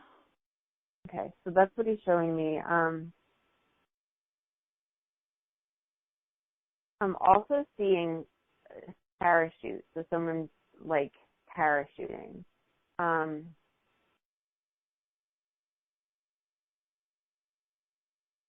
I don't feel like it's you. I feel like you'll see someone parachuting. I don't know, but I'm seeing like someone with a parachute over them and they're coming down. So it's not like a scary thing. It's actually just, oh, there's a guy in a parachute coming down.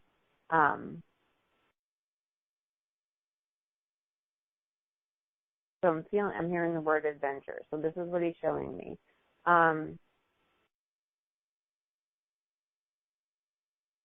I'm seeing a woman, and I want to say that she might even be wearing, okay, so I want to say that she's wearing purple, a white shirt, and this, I don't know if this is you. I don't know you. So I'm going to describe this woman. Like a taller, maybe 5'8", 5'9", shorter hair, meaning like to the bottom of the neck maybe.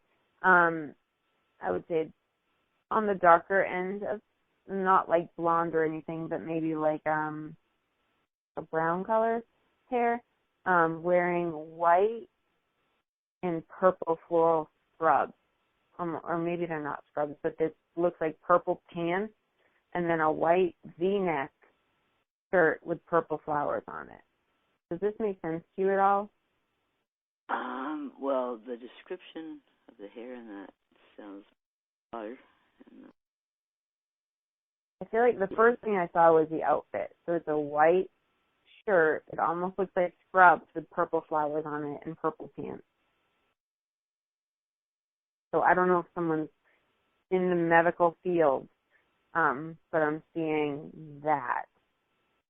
Purple, and it's purple, like the purple flowers and the purple pants and the scrubs is what I feel like the most important thing is right now. Does that make sense to you? Possibly. I mean, I know a few relatives that Okay. And this woman's probably in her 40s that I'm seeing, so I'm a little bit heavier, not like anyone you would look at and be like, wow, she's way overweight, but it's like just a few extra pounds on her maybe. So, and then let me just see if there'll give me anything else.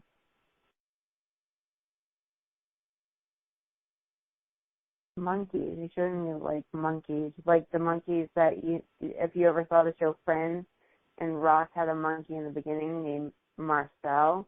That's what the monkeys look like that he's showing me. So I think they are in the zoo or that sort of thing, Marcel. I'm not sure if you're planning a trip to the zoo because he's showing me peanuts too, like you buy those at the zoo too. So popcorn, peanuts, and monkeys. So I feel like that's almost a trip to the zoo. Yeah. He's stepping back. He's stepping back. He's folding his shoulder. So you go almost 10 extra. I'm sorry, Chris. I have no concept of what time it is. Does any of that make sense to you, Diane? Yeah, it does actually. He wore the brown. It was a uniform actually to work every day, and he was actually in the Aleutian Islands during the war. Whatever. He came from a place, Sudbury, had rock, very sort of not high rocks, whatever. And David was his nephew, and he died young, about 37. He passed young. And he had leukemia, so the cancer, and then the heart started going. And it was a spleen, but, there's a lot of pain in the lower lung. And, the purple, I tend to wear a lot of purple, and I do Reiki, but I don't do medicine, even though they wanted me to do medicine. I don't like that kind of stuff. But the hair is actually identical to my daughter, who's in her 30s, who wants to change fields more towards so maybe that's, medical. Yeah. Yeah. So maybe that's it. Medicine. And also the woman only older, around my age, would be his blood daughter, because she works in a hospital. Variety of jobs, mainly security. Anyway, but yeah, and the taller brother was the one that passed last, who was what do you call it? Like super tall compared to him. And what was it? Oh yeah, the Y word. He was known as Artie. The what was? I'm sorry. When you're saying Ralphie, he would actually be sort of like Ralph Cramden on the Honeymooners, but he was known as Artie. Everybody called him Artie. Oh, okay. So I was hearing Ralphie. So yeah, interesting. But it would make sense because in the Honeymooners, the guy had a uniform from like a bus place, and he worked for the TTC for 40 years. Same routine every day. Isn't that the guy's name on there too? Art. His name was Ralphie, and Ralph Cramden. Maybe there was. Yeah, there was. The guy that acted on that, isn't his name Art? Possibly, yeah. That's true. Maybe that would be the connection because I can't remember that much. But the uniform was very similar to his, except his was brown. And, yeah, it was pretty well, quite a few things there. And I have visitors here that are visiting me from London, England, but one of them went over to Vancouver, Victoria, visit a friend. So, yeah, so a lot of the stuff he's saying. And the little dog where he said bulldog, Yeah. his wife is still alive, and he had a dog, like long after, but it passed, and it's Pekingese. It looks like a little bulldog. So I don't think he would know that he was allergic to dogs. So in life, anyway, that's it. You know you're killing me. Very cool. She probably kicked him to death. Sorry, but anyway. Oh, did you know our radio host? Her name was Chris. Killing me. Killing me. Gotta move. Gotta go. Thanks. Hey, Diane. Thank you. Thank you, Diane. Thank you. And, okay, let's go. They ignore the crickets. I said cricket. Anyway, Stan. Hi, Stan. Hello. Hi, Kelly. Hi, Stan. I'm fine.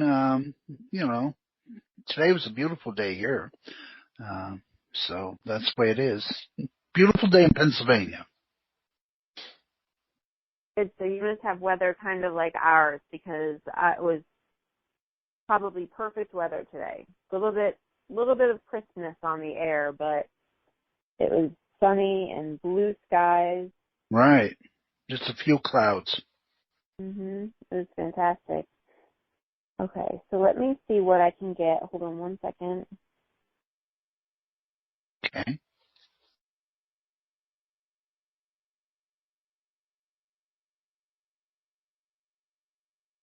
Okay, so, I'm getting,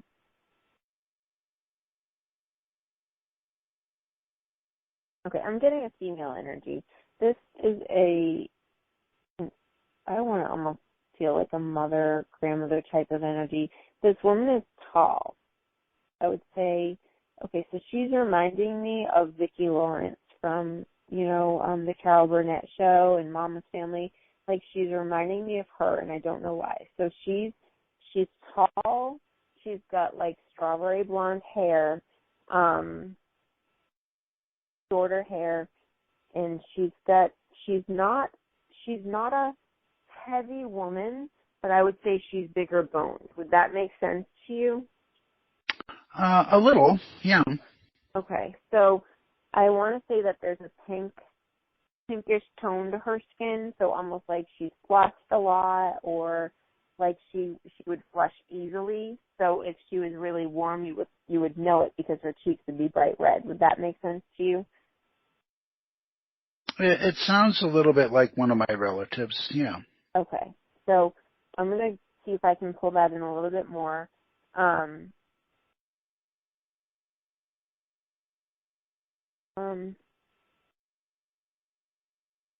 They're showing me crayons. I don't know why they're showing me crayons. So I'm just going to put it out there that I see them and let it go, because I try not to interpret symbols. Sometimes it's hard to resist doing that. But so I will say, what I say to you will be exactly what I see. Okay. And that way you can figure it out what it means. You know what I mean? Because if I'm saying one thing, it might be completely different. This woman is wearing either a long dress or a long nightgown. I can't quite tell what it is, but this is like flowy and it goes all the way to the floor. I see a lot of my visions in like the past. So with her, like, I feel almost like they're showing me the time by showing me Vicki Lawrence. You know what I mean? So maybe it was 80s. But I'm seeing like a white, flowy, either nightgown or dress on her. Okay. She, No, yes, no, or I don't know would be great because that way Well, I I can said okay, yeah. It sounds like yeah, something okay. she would be wearing, yeah. Okay, all right, so that's good. So, again, I'm not good with names, and I'm not sure what this means, but I just heard Ivy, so I'm not sure what Ivy is associated with her, but it's either a name or Ivy itself or an Ivy League school or something. I'm not quite sure. I don't feel like it's the school part, but All right. I feel like she's showing me Ivy. I'm not sure about that one. Okay, that's okay. Okay, so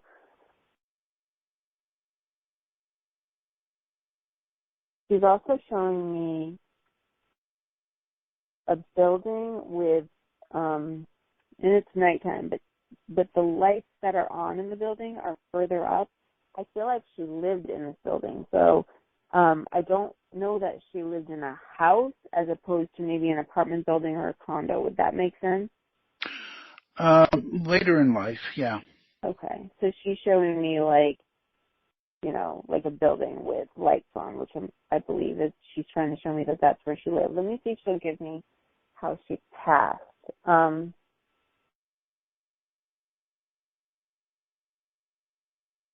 Okay, she's a little far away. Hold on one second. I'm trying to pull her in.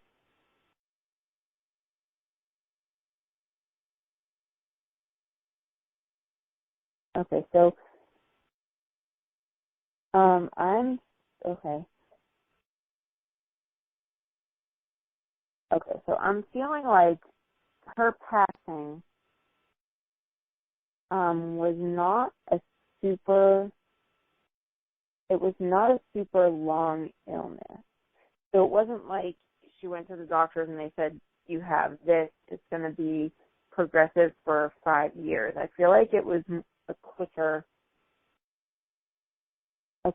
thing.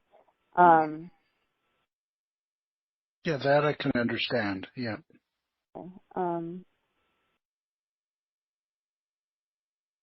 Okay, so she's showing me, and I don't know what this means, so I'm still learning what my symbols mean sometimes. She's showing me her neck, but it's the back of her neck. Like I almost feel pain from the bottom of my head to the top of my back. Just like that part of the neck is sore. And I'm not sure whether it's because she was in bed and that she was like stiff, or if that's where her illness is in the neck. But I do feel like that part of the neck, for whatever reason, is sore on her. That will work, yeah.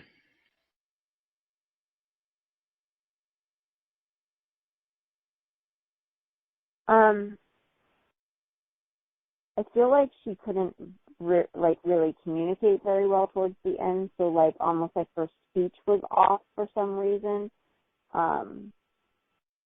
Like it wasn't like I know I said it wasn't a very long illness, and I do still feel that way, but I feel like towards the end of whatever it was that was going on with her, she was like almost like you had to like really listen to her to understand her words. So it might be a deeper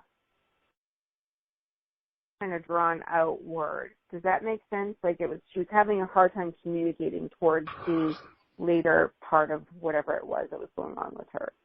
From what I've been told, yeah, that probably was the case. Mm-hmm. Okay. And she's showing me coffee too. So she might have been a coffee drinker, and she's shaking her head. But it's like black coffee, and okay. Like black hot coffee. That's what she wanted. With her breakfast. Okay. Morning, which is not, like, for me, that's not very validating, but it might be a little tidbit she's showing me. I'm also seeing, this looks like toothpicks to me, so I don't know what she's doing with toothpicks. It's not like, I don't believe she's using them in her teeth. I almost feel like she's using them to build stuff, or little wooden pieces that she's building stuff with. But I'm not talking about stuff like she's building a house. I'm talking about like she's building with these little pieces that look like toothpicks to me. And I don't know if that's something that she did just to kind of pass the time by. I'm not really sure about the toothpicks. Okay. They may be popsicle sticks, but it's something little and wooden that she's showing me that she would use to build with. She did do crafts, like that, maybe. Okay. I'm going to see if she can give me some sort of message. Okay. Okay, so she's showing me a desk, but it's like, I don't know how to say it, but it's almost like a work desk, meaning like you would see it in the garage, and it has a light on it. So it almost looks like a podium, but it's like wooden, just the top part of it, and there's like a light on there. Well, that I can really understand. I'll tell you when you're done, then I can understand that. Because I'm seeing it in like a workspace, but like that's the only light that's on is the one on there that I'm seeing. So she wants to draw my attention to that. I almost feel like it's in a garage, but I can't quite tell.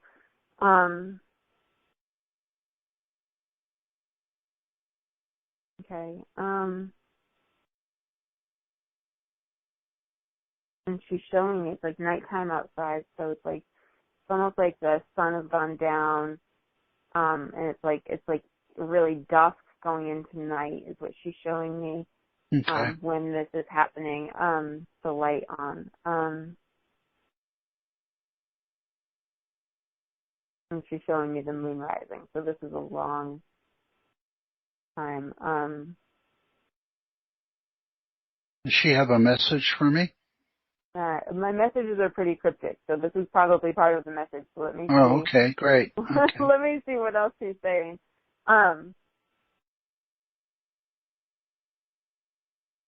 Okay, so please understand that they are cryptic. So it's kind of sometimes it takes a lot of pieces to put them together. She's showing me cafeteria food. She's saying cafeteria food. I don't know what that means, but I'm seeing cafeteria food, and it's like not the good kind. It's not where you're like, oh, good, it's pizza day. It's like cafeteria food. Like not thrilled about cafeteria food. And I'm actually seeing, those like French fries that they'll make that are smiley fries. They make them for kids.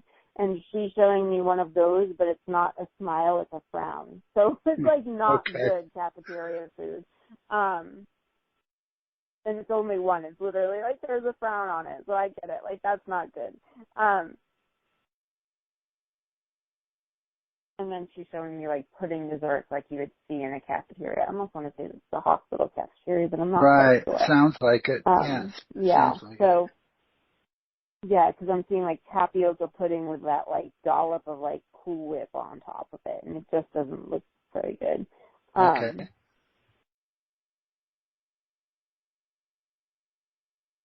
Okay, so give me something for him.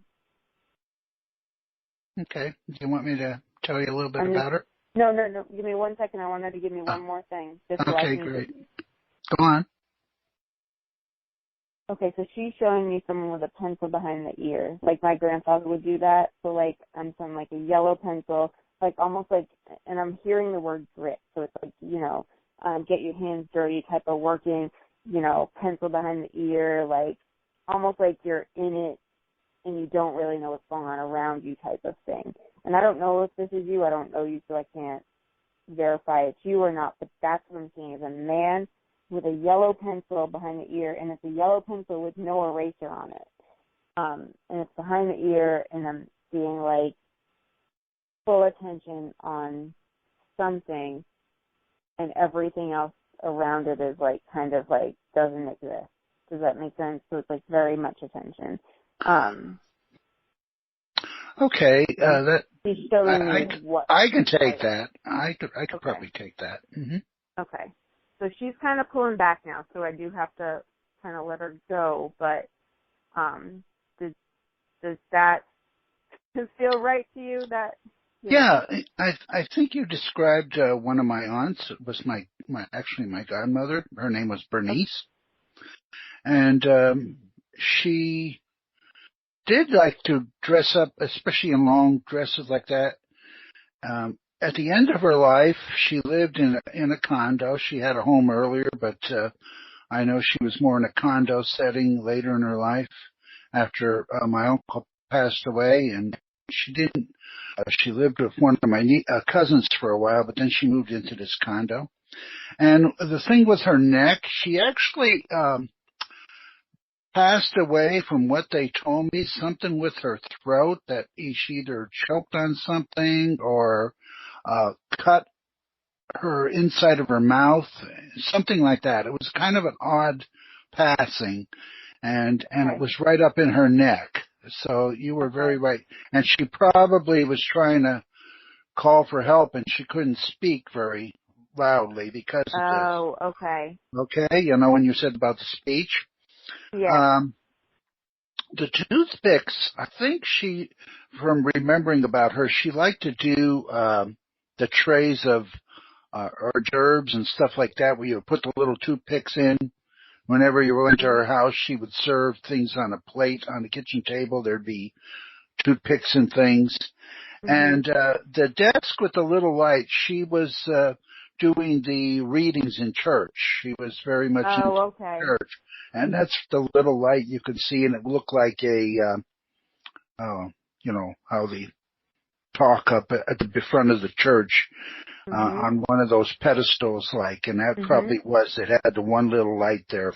Most of the churches had that. She used to do that all the time. Okay, so that would make sense. Yeah, and the pencil, everybody's telling me to write. So it's probably her too with the message telling me write. Probably is, because right at the end of that I saw like white light to heaven, and from that. Well, so, that was very, very good. I appreciate that. Thank you so much. That was my Aunt Bernice, I believe. Thank you so much. Thank you. Thanks, Chris. You betcha. Okay, do you have to get going? Are you going to yell at me? Chris? No. I'm sorry. No. Oh, that's okay. I know that you're really busy, and so I don't want to really keep you late. So I'm okay. I mean, it's up to you. There were two more. You know what I mean? Yeah, I can do it. It's fine because it's Saturday, so. Doesn't bother me. So okay, let's go get all right. David. Hey, David. Hey. Hello. Hello, Kelly. Hello, Chris. Hi, David. So the weather here today was nice and balmy, 80 degrees with some thunderstorms, and they were passed after about the middle of the day, so it's just been nice and humid. Humid doesn't sound good to me. I like the crisp air. So. Yeah, no, humid is not good, but it's that way down here a lot, so we're used to it. Yeah. Okay, so let me see what I can get. We had about 60 degrees today, maybe a little bit more, maybe 70. Oh, I'd like to take your weather. Yeah, it was not humid at all. It was fantastic. But we were in the summer, so. Okay, let me see what I can get. Hold on 1 second.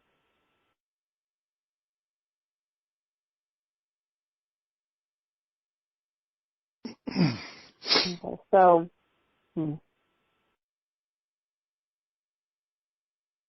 Okay, so I feel like a male energy. I don't know. Okay. So this does not feel fatherly to me, but I could be wrong. Meaning father or grandfather. I almost feel like this is someone next to you. So like a cousin or a brother.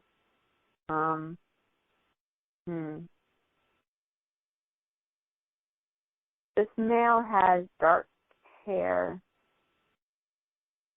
I want to say almost like a stocky build, but not like just like he's not scrawny. You know what I mean? It's almost like maybe he worked out, but he also likes food too. You know what I mean? Like that sort of thing. So like, I'm working on it. so he had to really work to kind of keep his weight down.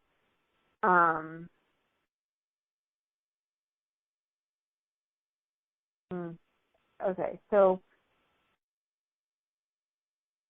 I can't quite get the connection, so I'm just going to describe what I see. This male has dark hair.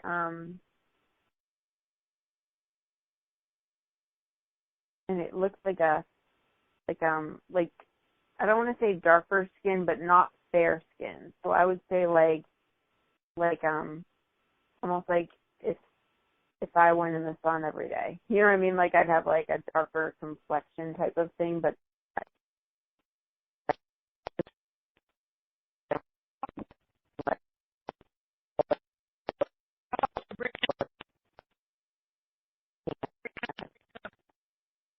Yeah, I didn't hear any of that.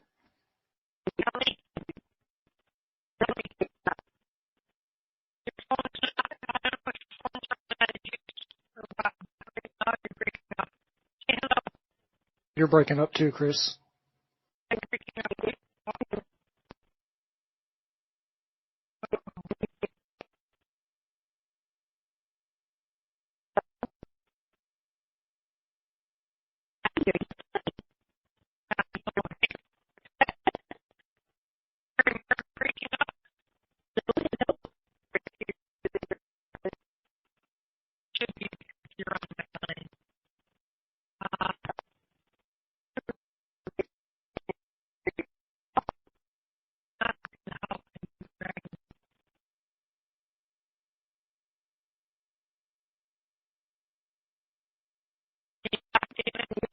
Okay, I'm talking now, but you guys are still breaking up.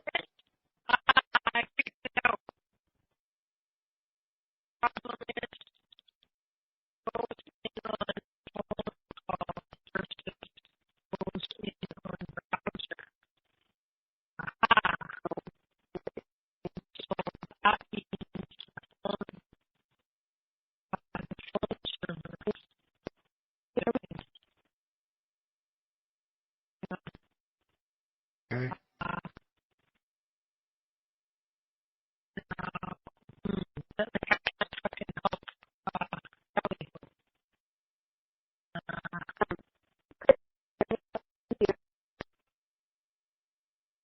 Yeah. Everybody sounds like they're underwater.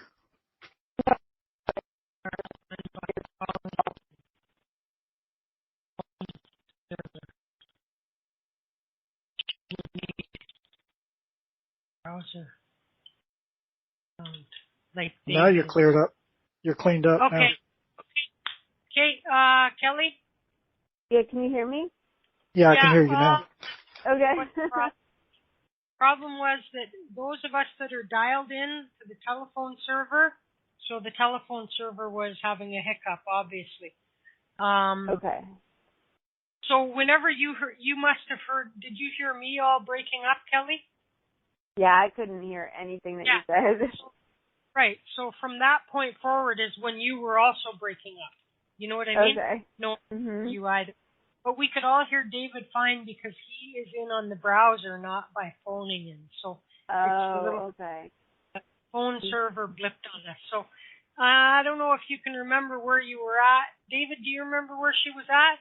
The last thing I heard her say was she was talking about him being kind of darker skinned, like if she had been in the sun for a long time. Yeah, like an olive or a light tan color skin is what I'm seeing. Okay, so let me see if I can get this. I almost want to say he's got dark hair. I almost want to say he was like kind of a sharp dresser because I'm seeing him in like a gray suit with a tie. A heavier, a more solid guy. He's not a scrawny guy by any means, but again, I wouldn't say that he's fat.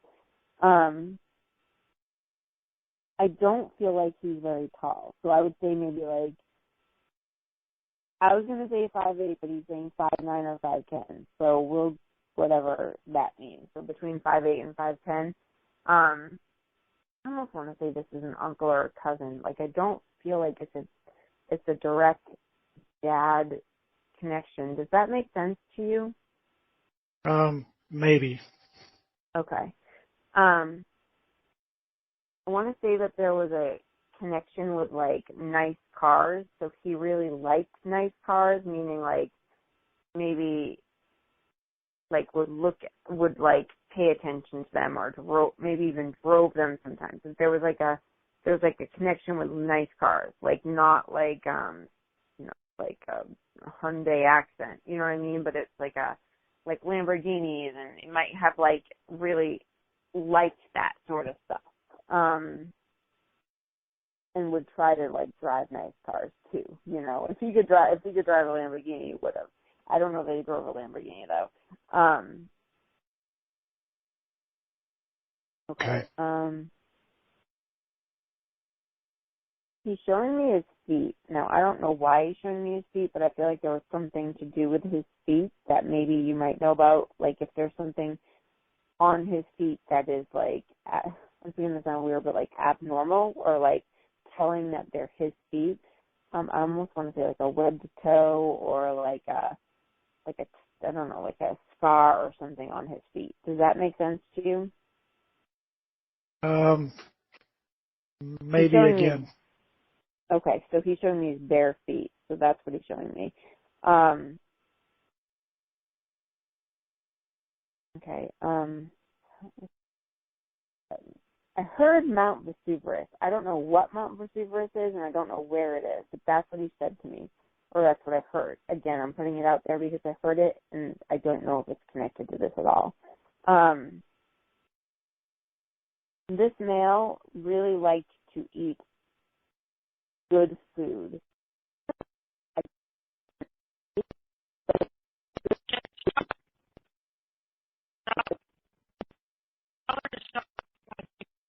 Yeah, stop. It's breaking up again. No, you're gurgly.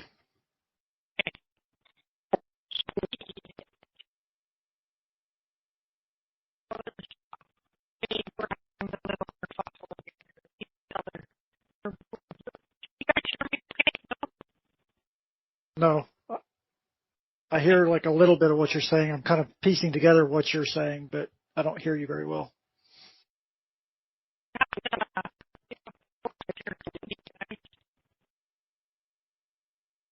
Yeah, if it's going to keep doing this, if we need to, we can cut me off and do something else. I mean,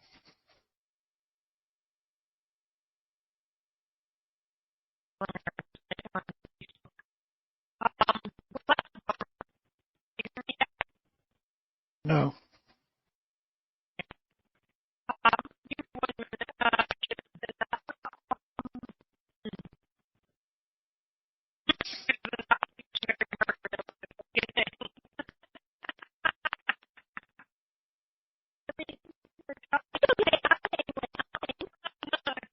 Yeah, Mary Margaret is bleepy too.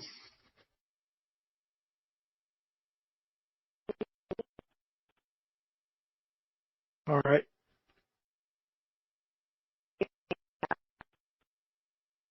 Not hearing any music yet. I know. Give me a break. I was just trying to keep you from having dead air.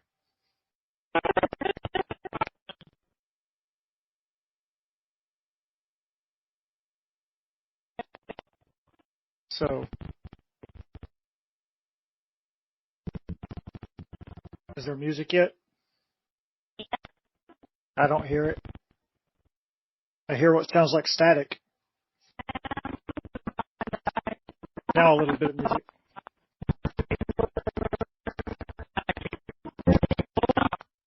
It's terrible.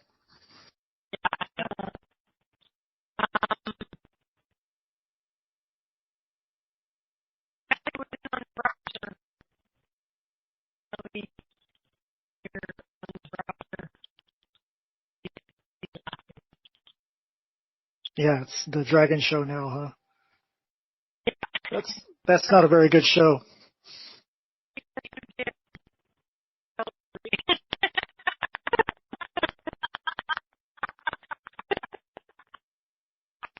Yeah, right.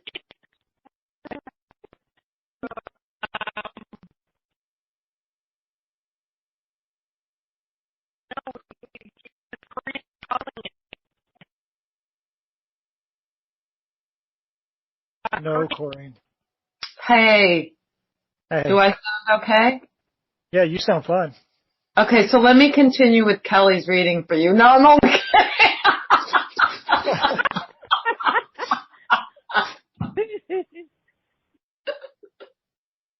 Oh. So is nobody else able to get on the... Can you hear me okay or no? I can hear you. Hear you. Yeah. Okay. Yes. Yay! Hey, it's fixed again.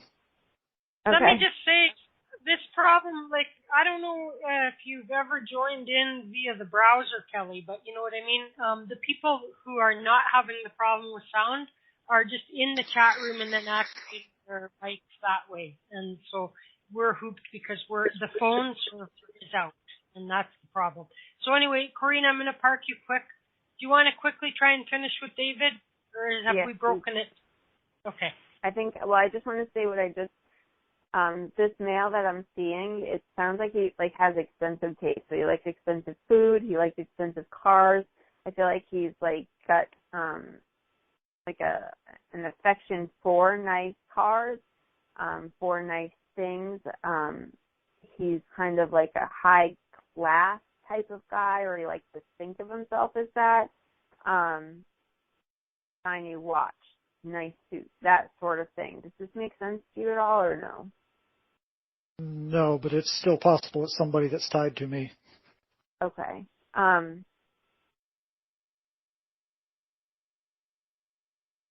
He's not super old.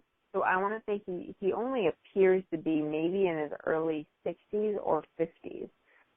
He's not very old. I'm not really good at telling age. He might even be younger than that.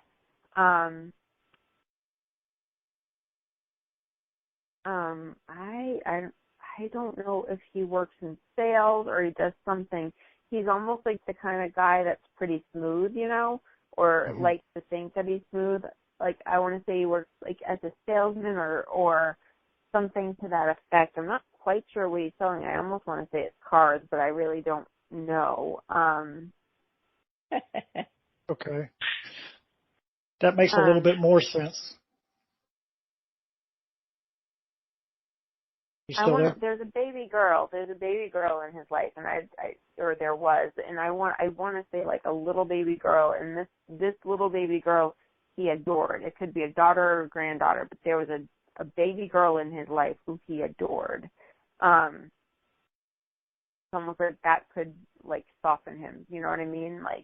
He might have a hard exterior where he looks kind of tough, or he seemed kind of I would say, I don't want to say tough. Tough is the wrong word, but that was his melting point with the baby girl. And little baby girl has dark hair on top. Let me see.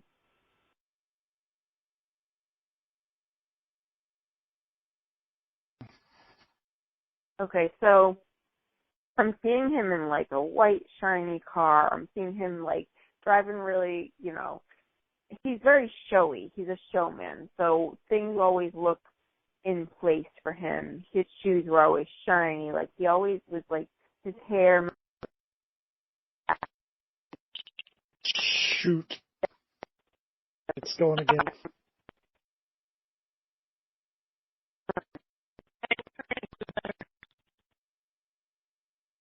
Yeah, it's all messed up again.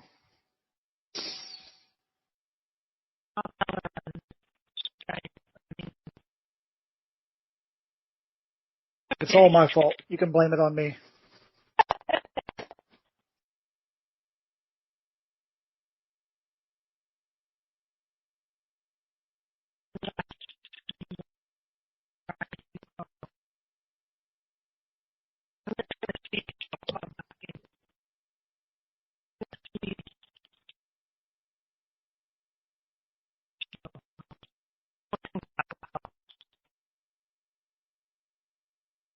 Okay.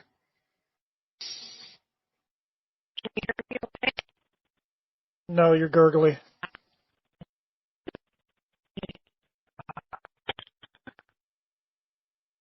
Do you think the server's under attack again?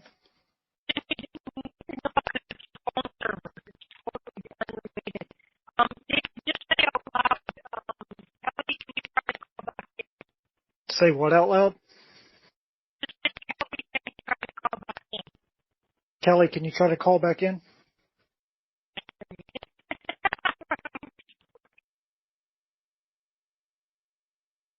Is that what you wanted me to say? Okay. I'm having to kind of read your lips on the webcam. It's kind of difficult because I'm not good at reading lips.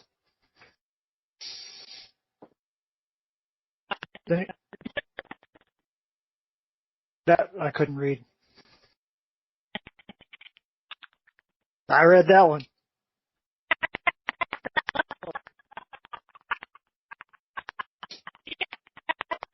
That one was easy.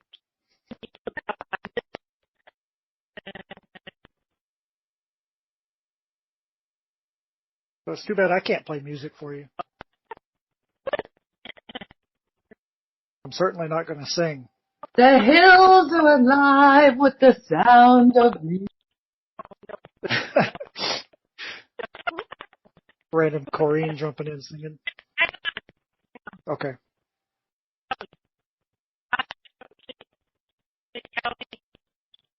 Can you hear me okay or no? I can hear you now. Can you hear me? Yeah. Yes. That's weird. I'm gonna see if I can use the browser. Hold on 1 second. I'm not quite sure how to do this.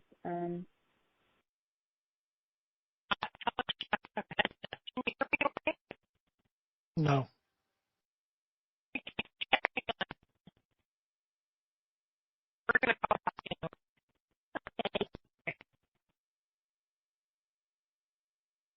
Can you hear me at all or no? Yeah, we can hear you right now, Kelly. Okay. So I'm gonna see if I can use the browser. I don't really know how to do that, but I'm gonna try to, so that might help. Where you're logged in on the browser, there's up at the upper left-hand corner of the screen, there's a little picture of a headphones set up there. Yeah.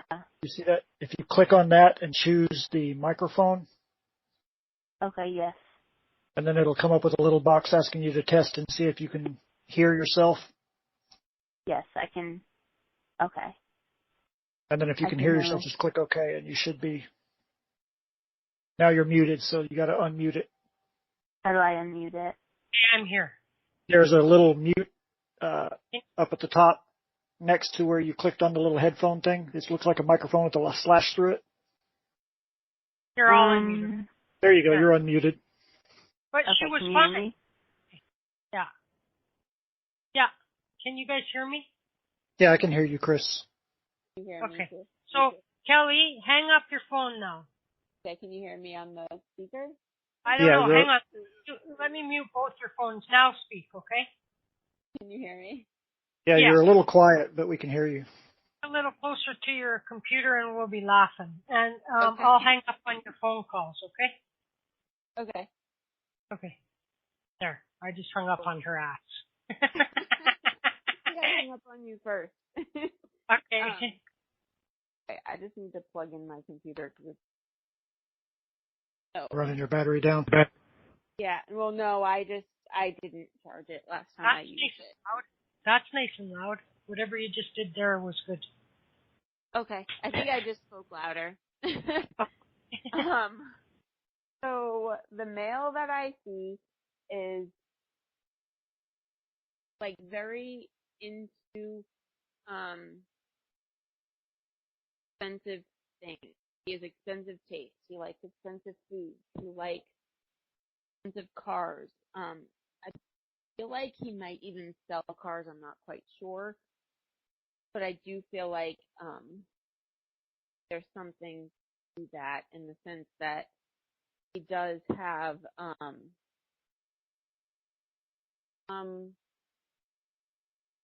connection to me past life, almost like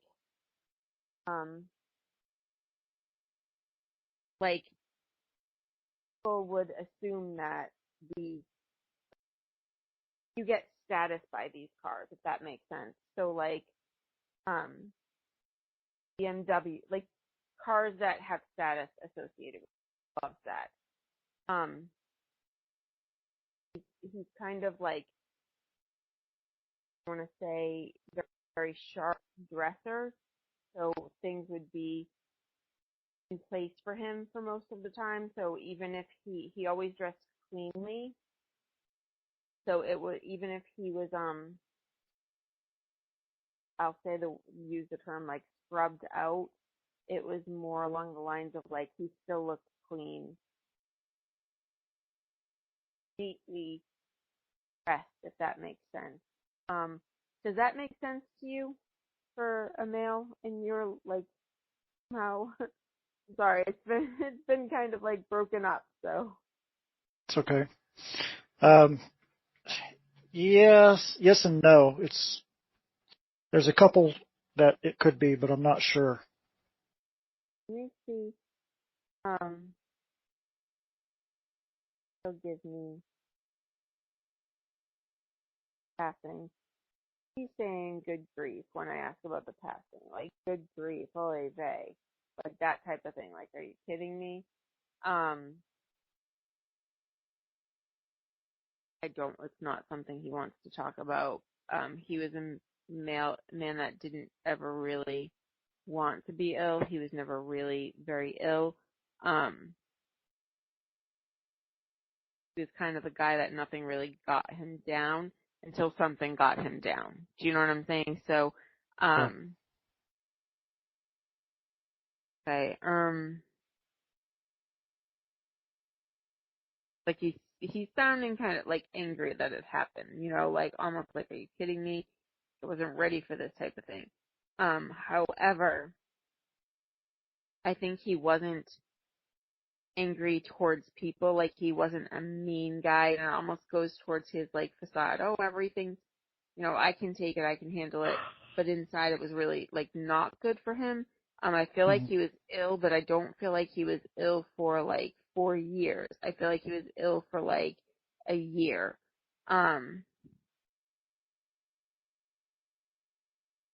The illness that I'm feeling was like I almost want to say in the blood.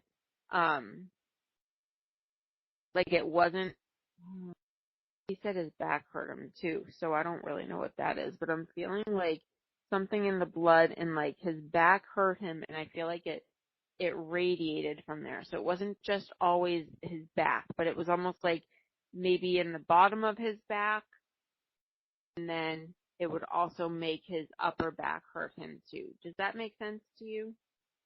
No. If it is somebody, it's somebody I don't know any of that information about. So.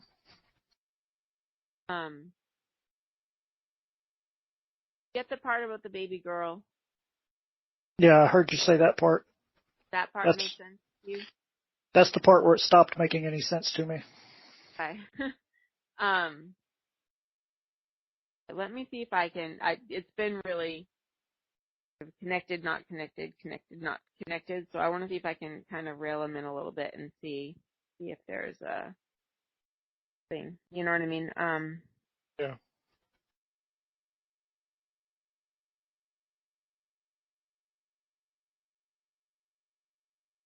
So he's showing me waterfalls. I almost feel like it's Niagara Falls, but it's a waterfall. And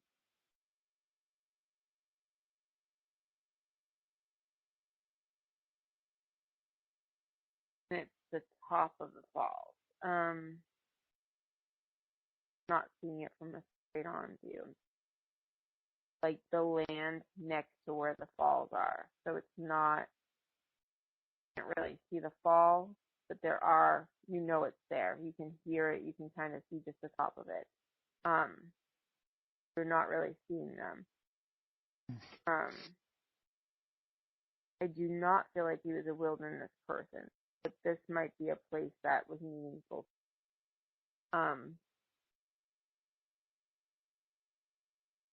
Feel almost like it's either in New York. I am. Or from where So I'm in Massachusetts. Northwest would bring us to New York or Canada.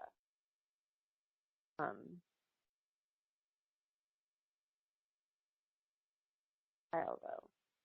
I like his style, and I almost feel like there's a cabin, but like even when you go to a cabin or camping or whatever it is, he was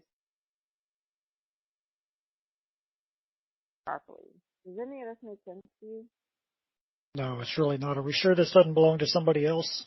I don't know at this point. I'm sorry. I might have just lost them somewhere Yeah, that's in there. okay. It's all right. That's okay. I'm kind of hard to read for sometimes too. Okay. I think I'm kind of having trouble reeling them in. It's been kind of there and gone. So, all right. I think I have to kind of let them go because it's too far away at this point. I'm sorry. That's okay. I appreciate you trying. Awesome. Okay, so are you about done, or did you want to try Corrine? I think I might be out of juice. I can try. Okay. We'll see what we get, if that's all right with Corey. Okay. Sure. Hey, Corrine. Hey, hi Kelly. Hi. Where are you in Massachusetts? I'm south of Boston. Okay, 'cause I'm in, do you know where Springfield is? Yeah, I lived out there for 3 years. I lived in Indian Orchard. Oh. Oh, wow. I might know you. Well, no, you're very young, right? I'm an old lady, but you're very young, right? I'm not, I don't know, I don't know, I'm not very young, but I went Well, to grad school out there. right. Okay. Well, I'm like older. But are you like in your 40s or younger? Oh, I'm younger. Okay, yeah. Then I probably don't know you. I know, 'cause I mean, I have a lot of friends in Indian Orchard. That's why I thought, maybe, whatever. Yeah, Anyway. I lived on Berkshire Ave for 3 years. Oh, wow. Okay, yeah. Interesting. I didn't know anyone in Indian Orchard. I just lived there and went to other parts. I went to Ludlow a lot. I had friends in Ludlow. Oh, okay. So Portuguese people? I don't know I don't think so. I don't know. I'm Portuguese. Oh, okay. People I went to school with, so that's why I lived in Ludlow. Right. Okay. Okay. So I don't really want mediumship. I have a kind of an important question to ask you psychically, if you wouldn't mind. Can I'm not very good with psychic stuff, meaning I'm not trained in that, but can I try to see what I get without you asking me a question? Sure. Okay, because that way for me, I don't want direction on it. I want it to come. Does that make sense? And then if it's not what you're looking for, then ask the question. You know what I mean? But I want to see what I get. My feeling was that it was surrounding work. Is that correct? No. Then I'm wrong. I'm not trained in psychic, so I'm sorry. Okay. Yeah. So I don't know, but I can try, but I don't know what okay. As long as it's not a yes/no question, I would say ask me and I'll see what I can. Okay. Well, I'm just going to put it out there and you see how you feel about it. Okay. So I talked to a couple people in the past couple weeks that both said that my ex-boyfriend's mother was going to die. Now, it's kind of really alarming to me that both these people would say this, and they were psychics, right? And, okay, so what, Kelly, I don't know, I don't know what to do. I don't know if they're incorrect or not. You know what I mean? Like what, I don't know. So what I want to, the way that, and this is just, so I had, Aaliyah read me, right? And when Aaliyah read me, she gave me a lot of like information that was, I would say, psychic, but it was through mediumship because it really is more of a medium.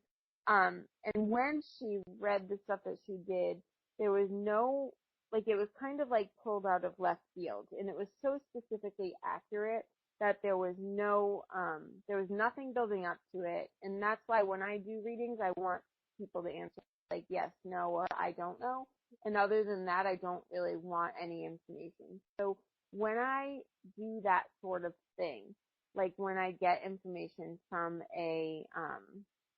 from someone who is psychic, I want it to come that way. So does that make sense? So, Yes. So I would want them to say, you know, there's a person with this initial, I'm feeling this about them, I'm feeling this about them, ABC. So for example, I went to go see a woman at one point, and she turned out she's very, very accurate, but I say she used her powers not for good. You know what I mean? So she wasn't very, I would say, respectable. She would charge a ton of money, give you a 10-minute reading, send you on your way. You know what I mean? Right. So this woman in particular said to me, who's the man with the blue eyes? And I was like, I don't know what you're talking about. Well, you dated him. Who is he? The guy with the blue eyes. Now, there was one guy that I dated a long, long time ago when I was young, who had blue eyes. And he was like my blue-eyed boy. Like, that was the one thing I would say. I could swim in his eyes. He's the only man I've ever dated that has blue eyes. But I didn't tell her this. And I didn't even acknowledge it. I said, I don't know what you're talking about. Because I was like, I don't want to go there. I dated him a long time ago. I don't talk to him. It's done. So I didn't even acknowledge it. And she said, okay. And then she said, no, there's a guy with blue eyes. Who is he? You know? And I said, I don't know what you're talking about. And she said, his name is this. And she said his name. And I still said, I don't know what you're talking about. So she went, because I'm like, I'm not doing it. So she started saying something else. And then she looked at me and she said, I don't know why you're not saying this. His name is this. He has blue eyes and you dated him. So I don't know why you're not acknowledging this. She goes, but he's coming back in your life and you have about 4 weeks. So you better get ready for him. Now at that point, I had not seen him in 11 years, right? I had nothing to do with him for 11 years. And 3 weeks and 2 days after my reading with her, he contacted me. Wow. So that's the stuff that I look for when I have readings. So I didn't go into it and ask her about him. I didn't even acknowledge any of the information because I didn't want it. Quite frankly, I didn't want it, you know? Right. So I was like, no. And she could sit there and lay it out for me and tell me all of these things without me giving her any information. So what I would say to you about this, and this is not me being psychic, I just want you to understand that this is just the way I'm very, you know, Leah will attest to this, is that I have very high standards for anything psychic or anything medium. I need to have things validated without me verifying stuff. Meaning, you know, and that's how I feel about my readings too, is that if I don't validate, it's not good enough for me. I need to convince myself that I did a reading that was appropriate, you know, and it wasn't anybody feeding me. You know what I mean? So I would say, what information did they have? What information without you giving them? Does that make sense? So like with that woman, I didn't give her a thing at all. She was right. He was back I hadn't talked to him in 11 years, and 3 weeks and 2 days later, he was back in my life full force. So that was very, very strange. And I saw him a week ago. So it's the same, like that was a while ago, and now I still know him to this day now. And I hadn't talked to him for all those years. So, so that's something, I mean, you would know that, what they said. They gave you any specific details, how much of a detail you know what I mean? Like they said, did they bring it up without you asking them? You know, that sort of thing. Yes. Yeah, they both did without me saying anything about the boyfriend or anything. I tell you, like, how? One said perhaps a car crash, but the other one said she didn't know.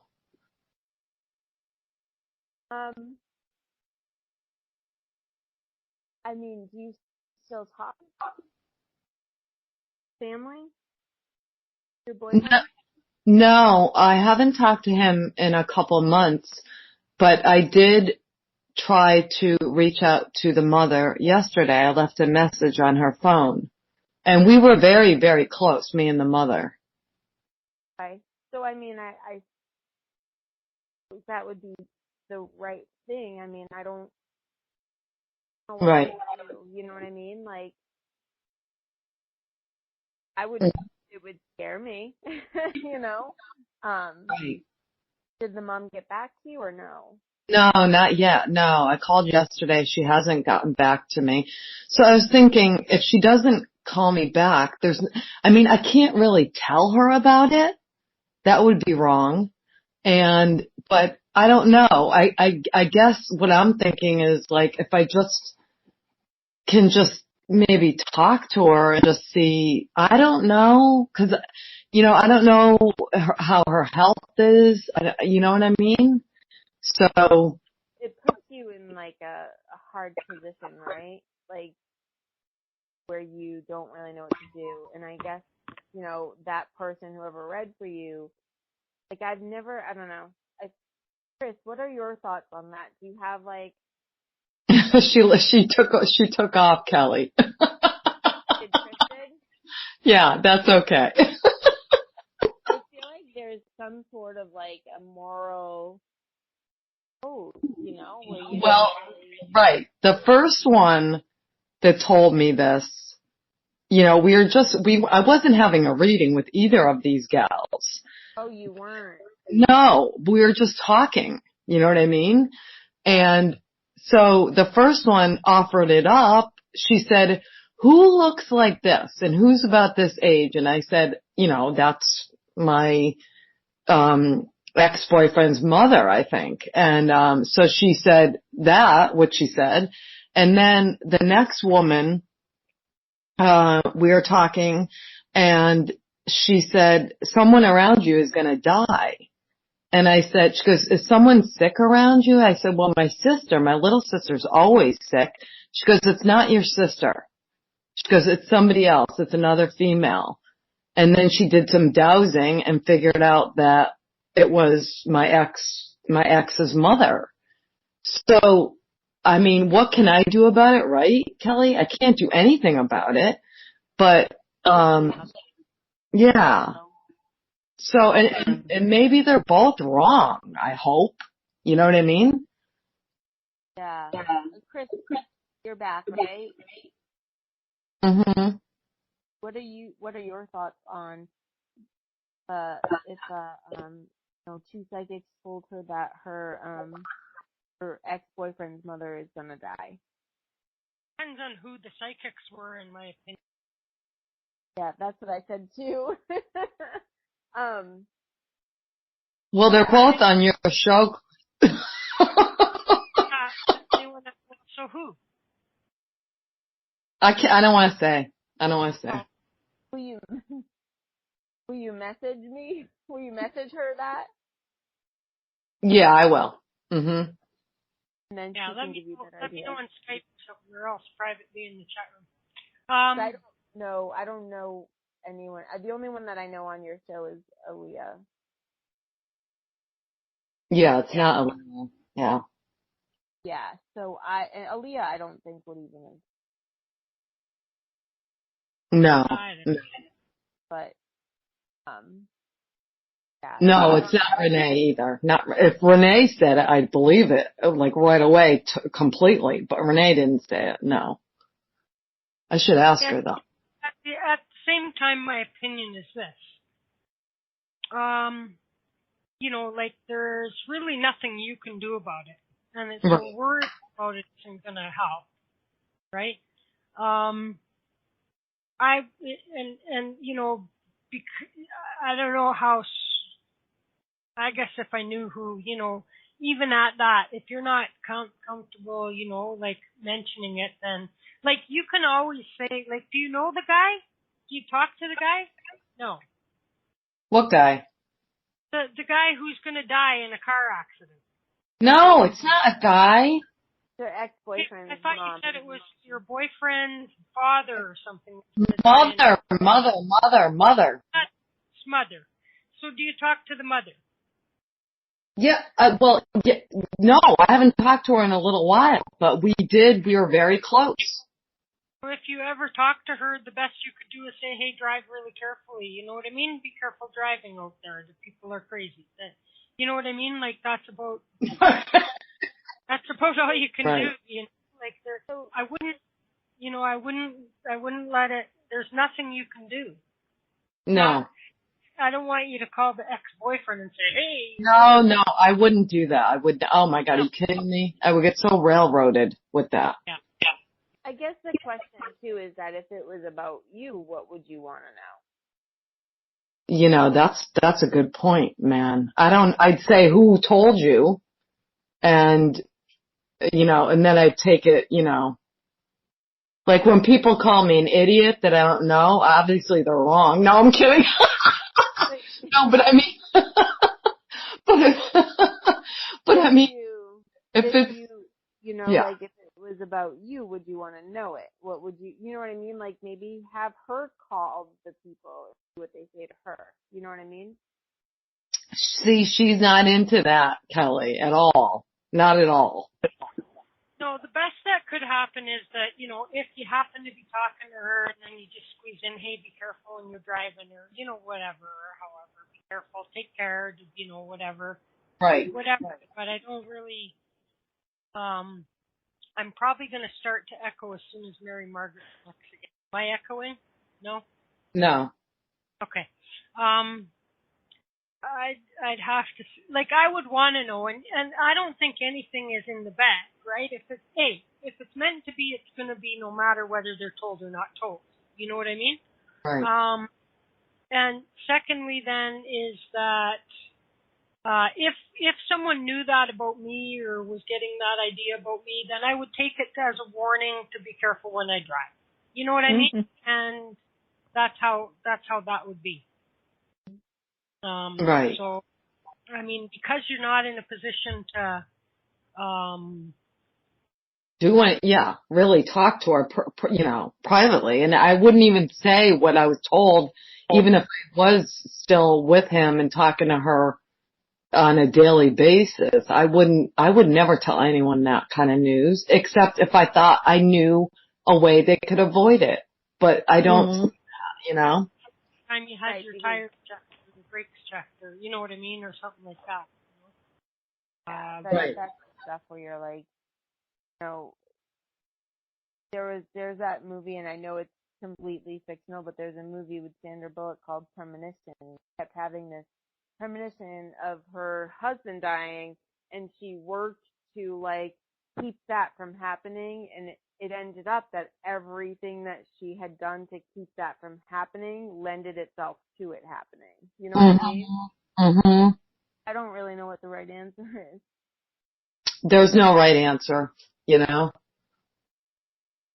I mean it's a lot on you, what it comes down to. Mm-hmm. And I don't know what's responsible and what's Mary Margaret, you killed me. Oh, I'm sorry. It's okay. It's not your humming, it's just these little noises or whatever. Okay, I put it down. Corinne, I'm just doing my job. I know you are. So I've called the woman. We'll see if she calls me back, and I can't really do anything about it. So I just kind of gotta pray, and I'm always praying anyways for her, but just like hope that this doesn't happen because we don't know. No one knows. You know what I mean? Right. But then I would How about pray pray that her angels and her guides, somehow convey a message to her higher self, or you tell her higher self, you have your higher self have lunch with her higher self. Right, right. So in one of those ways, so pray for the angels, the creator, and whatever to, get the message to her to take good care driving or out there, outside, and, or like tell her directly, higher self to higher self, tell her higher self, to pay attention. Right. Okay. Yeah, I would do that. And I would probably privately maybe message Chris and let her know who it is, because she would know better than I don't know anybody. Right. Oh yeah, and that's it. So I think that's the answer. The higher self. Pray to God and the angels and Jesus Christ and everybody else that you believe in. You know what I mean? But have a communication with her higher self. That'll do it. That's good. That's excellent. Okay, I shall do so. Thank you, Kelly. Thank you, Chris. No problem. Let's let poor Kelly get out of here. Thank you so much. No, thank you. Like, you really jumped in and then you stayed late and everything else, and so you totally rock. I greatly appreciate you. Good luck with the work that you're doing, and a little rusty, so I'm sorry about that. Hopefully I will be in a better place at some point, so. Oh, I wouldn't go away saying that you were rusty at all. Thank you, Chris. Have a great night, everyone. All right. Take care. Thank you. Bye, Kelly. All right. And so there we have it, people. That happened. That just happened. Okay. Everybody who's there, unmute themselves if you want to. And hi. Hey, David's unmuted. Corinne's unmuted. Stan is unmuted. Diane is unmuted. And Carrie, if you know how to unmute yourself and you want to, feel free. So there. Who's got anything to say? Who knows anything about anything? Well, I know nothing. So listen, I was really excited, you guys, because, and I know this is so stupid. All right, I'm sorry. Well, I was giving it. Hang on 2 seconds. Thank you, archive listeners. We'll be back tomorrow when Deb from Calgary makes her big debut and does readings here. Don't miss it. And if you miss it, don't miss the archive of it. Thank you for listening, and